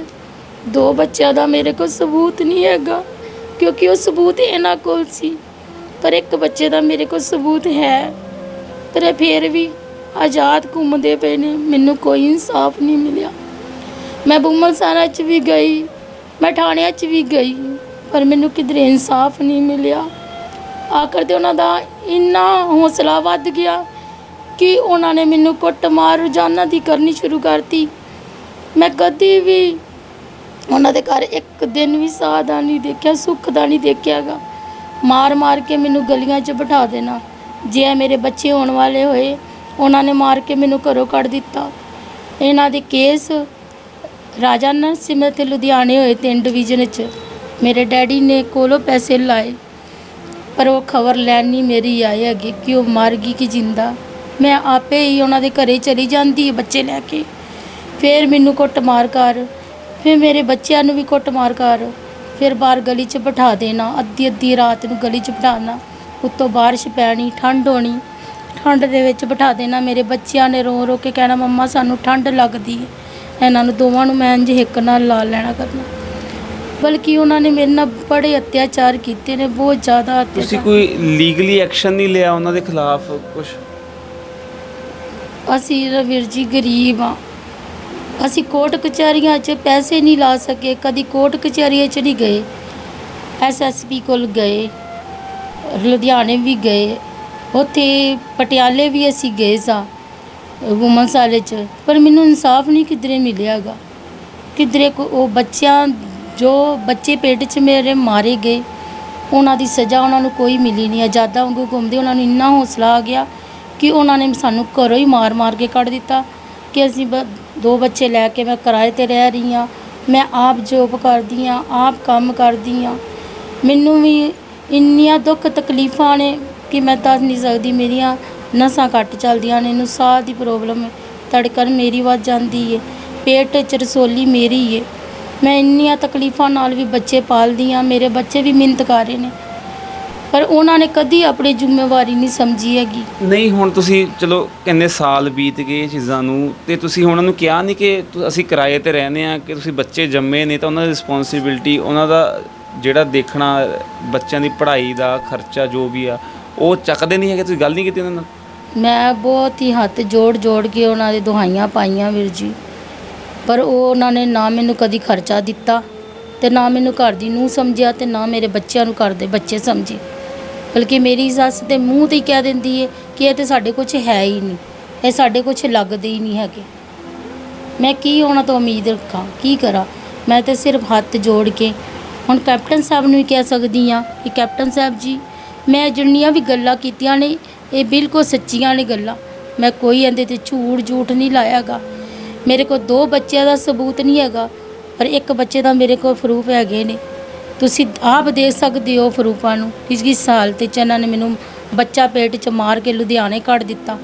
ਇੱਥੇ ਜਸਬੀਰ ਡਾਕਟਰਨੀ ਦੇ ਕੋਲ ਮੇਰਾ ਕੇਸ ਹੋਇਆ ਸੀ, ਬਲਕਿ ਉਹ ਸਾਰੇ ਮੇਰੇ ਕੋਲ ਕਾਗਜ਼ ਹੈਗੇ, ਪਰ ਮੈਨੂੰ ਫਿਰ ਵੀ ਇਨਸਾਫ ਨਹੀਂ ਮਿਲਿਆ ਤੇ ਉਹ ਆਜ਼ਾਦਾਂ ਵਾਂਗੂ ਘੁੰਮ ਰਹੇ ਨੇ, ਉਹਨਾਂ ਨੂੰ ਕੋਈ ਸਜ਼ਾ ਨਹੀਂ। ਉਹਨਾਂ ਦਾ ਆਪਣਾ ਘਰ ਬਣਿਆ ਹੋਇਆ ਸਾਰਾ ਕੁਝ ਉੱਥੇ? ਉਹਨਾਂ ਦਾ ਆਪਣਾ ਘਰ ਹੈ, ਉਹਨਾਂ ਦੇ 2-2 3-3 ਜਗ੍ਹਾ ਜ਼ਮੀਨਾਂ ਨੇ। ਇੰਨੀ ਜ਼ਿਆਦਾ ਜਗ੍ਹਾ ਜ਼ਮੀਨਾਂ ਹੁੰਦਿਆਂ ਵੀ ਮੇਰੇ ਬੱਚਿਆਂ ਨੂੰ ਕੋਈ ਹਿੱਸਾ ਨਹੀਂ, ਕੋਈ ਹੱਕਦਾਰ ਨਹੀਂ, ਕਿਉਂਕਿ ਮੇਰੇ ਬੱਚਿਆਂ ਨੂੰ ਆਪਣੇ ਦਾਦੇ ਦੀ ਪ੍ਰਾਪਰਟੀ 'ਚੋਂ ਹਿੱਸਾ ਵੀ ਮਿਲਣਾ ਚਾਹੀਦਾ ਹੈ। ਅਸੀਂ ਕਦ ਤੱਕ ਕਿਰਾਇਆ 'ਤੇ ਰਵਾਂਗੇ? ਮੇਰੇ ਬੱਚੇ ਤਾਂ ਕਦ ਤੱਕ ਚਾਰਾਂ ਨਾਲ ਚਟਨੀਆਂ ਨਾਲ ਰੋਟੀਆਂ ਖਾਣਗੇ, ਭੁੱਖੇ ਪਾਣੇ ਰਹਿਣਗੇ? ਉਹ ਪੜ੍ਹਦੇ ਵੀ ਨੇ, ਆਪਣੀ ਮਿਹਨਤ ਕਰਦੇ ਨੇ, ਰੋਟੀ ਵੀ ਘਰ ਦੀ ਚਲਾਉਣ, ਕਿਰਾਇਆ ਵੀ ਦੇਣ, ਮੇਰੀਆਂ ਵੀ ਦਵਾਈਆਂ ਪੂਰੀਆਂ ਕਰਨ, ਕਿੱਥੋਂ ਕਰਨ ਉਹ? ਮੈਂ ਹੱਥ ਜੋੜ ਕੇ ਕੈਪਟਨ ਸਾਹਿਬ ਅੱਗੇ ਅਪੀਲ ਕਰਦੀ ਹਾਂ ਕਿ ਮੈਨੂੰ ਇਨਸਾਫ ਦਿਵਾਇਆ ਜਾਵੇ। ਮੈਂ ਪਟਿਆਲੇ ਵਿੱਚ ਰਹੀ, ਮੈਨੂੰ ਪਟਿਆਲਾ ਇੰਨਾ ਵਧੀਆ ਲੱਗਾ ਸੀ ਪਟਿਆਲਾ, ਪਰ ਉਹਨਾਂ ਨੇ ਨਫ਼ਰਤ ਵਿੱਚ ਬਦਲ ਕੇ ਰੱਖ ਦਿੱਤਾ। ਹੁਣ ਮੈਂ ਪਟਿਆਲੇ ਦਾ ਨਾਂ ਵੀ ਸੁਣਨੀ ਤੇ ਮੇਰੀ ਰੂਹ ਕੰਬ ਜਾਂਦੀ ਹੈ, ਮੇਰੀ ਰੂਹ ਕੰਬ ਜਾਂਦੀ ਹੈ। ਮੈਂ ਸੋਚਦੀ ਹੁੰਦੀ ਸਾਂ ਤੇ ਗੁਰਦੁਆਰਾ ਦੁਖਨਿਵਾਰਨ ਸਾਹਿਬ ਹੈ, ਉਹ ਤੇ ਕਾਲੀ ਮਾਤਾ ਦਾ ਮੰਦਿਰ ਹੈ, ਪਟਿਆਲਾ ਦੇਖਣ ਯੋਗ ਹੈ। ਪਰ ਮੈਨੂੰ ਪਟਿਆਲਾ ਬਹੁਤ ਵਧੀਆ ਲੱਗਾ ਸੀ, ਪਰ ਉਹਨਾਂ ਨੇ ਮੇਰੇ ਦਿਲ 'ਚ ਇੰਨਾ ਡਰ ਪਾ ਦਿੱਤਾ ਕਿ ਮੈਂ ਪਟਿਆਲੇ ਦਾ ਨਾਂ ਸੁਣ ਕੇ ਵੀ ਕੰਬ ਜਾਂਦੀ ਹਾਂ।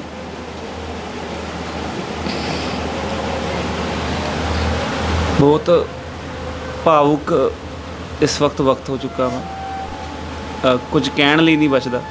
ਇੰਨਾ ਤਸੀਹੇ ਇਹਨਾਂ ਨੇ ਆਪਣੇ ਸਰੀਰ 'ਤੇ ਸਹੇ ਆ। 3 ਬੱਚੇ ਆਪਣੇ ਇਹਨਾਂ ਨੇ ਢਿੱਡ ਵਿੱਚ ਹੀ ਮਰਦੇ ਮਹਿਸੂਸ ਹੋਇਆ ਇਹਨਾਂ ਨੂੰ, ਤੇ ਉਹਨਾਂ ਨੂੰ ਇੰਨਾ ਕੁ ਵੀ ਫਰਕ ਨਹੀਂ ਹੈਗਾ ਇਸ ਚੀਜ਼ ਦਾ।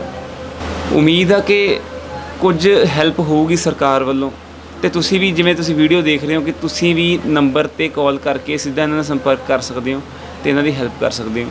ਕੀ ਤੁਸੀਂ ਪਰੇਸ਼ਾਨ ਹੋ? 100% ਗਾਰੰਟੀ ਨਾਲ ਪਾਓ ਹਰ ਪਰੇਸ਼ਾਨੀ ਦਾ ਹੱਲ। ਗੁਰੂ ਅਜਮੇਰੀ ਬਾਬਾ। ਸੰਪਰਕ ਕਰੋ 98721 70721। ਖੋਇਆ ਪਿਆਰ ਵਾਪਸ ਪਾਓ 24 ਘੰਟੇ 'ਚ। ਪਰੇਸ਼ਾਨੀ ਜਿਵੇਂ ਲਵ ਮੈਰਿਜ, ਪਿਆਰ 'ਚ ਧੋਖਾ, ਸੌਤਨ ਦੁਸ਼ਮਣ ਤੋਂ ਛੁਟਕਾਰਾ, ਤਲਾਕ ਕੇਸ, ਜ਼ਮੀਨੀ ਝਗੜਾ, ਵਿਦੇਸ਼ ਯਾਤਰਾ, ਇਮੀਗ੍ਰੇਸ਼ਨ ਮਸਲੇ, ਔਲਾਦ ਸੁੱਖ, ਬਿਮਾਰੀ 'ਚ ਦਵਾ ਨਾ ਲੱਗਣਾ, ਕੀਤਾ ਕਿਰਾਇਆ ਦਾ ਜੜ ਤੋਂ ਖਾਤਮਾ, ਗੁਪਤ ਵਸ਼ੀਕਰਨ ਕਰਾਓ, ਮਨ ਚਾਹਾ ਪਿਆਰ ਪਾਓ, ਲਾਟਰੀ ਨੰਬਰ ਪਾਓ, ਭਾਵੇਂ 649 ਹੋਵੇ ਜਾਂ ਲੋਟੋ ਮੈਕਸ। ਪਿਆਰ 'ਚ ਧੋਖਾ ਖਾ ਚੁੱਕੇ ਪ੍ਰੇਮੀ ਪ੍ਰੇਮਿਕਾ ਇੱਕ ਬਾਰ ਜਰੂਰ ਸੰਪਰਕ ਕਰਨ। मैं ਤੁਹਾਡਾ ਪਿਆਰ ਟੁੱਟਣ नहीं देवांगा, इट्स माई प्रॉमिस। संपर्क करो 98721 70721।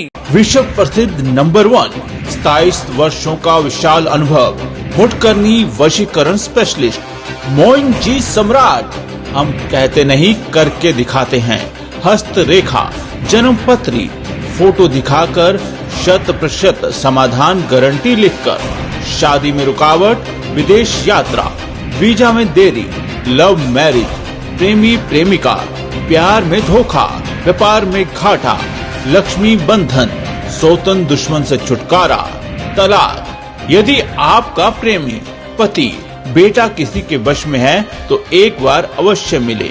प्रेमी प्रेमिका, पति पत्नी मन चाह वशीकरण कराएं। भटको चाहे जिधर, काम होगा इधर। मोइनजीत सम्राट। Mobile number 991584 44144 98158 44144। फवारा चौक लुधियाना। फोन करते ही जिंदगी सवारे।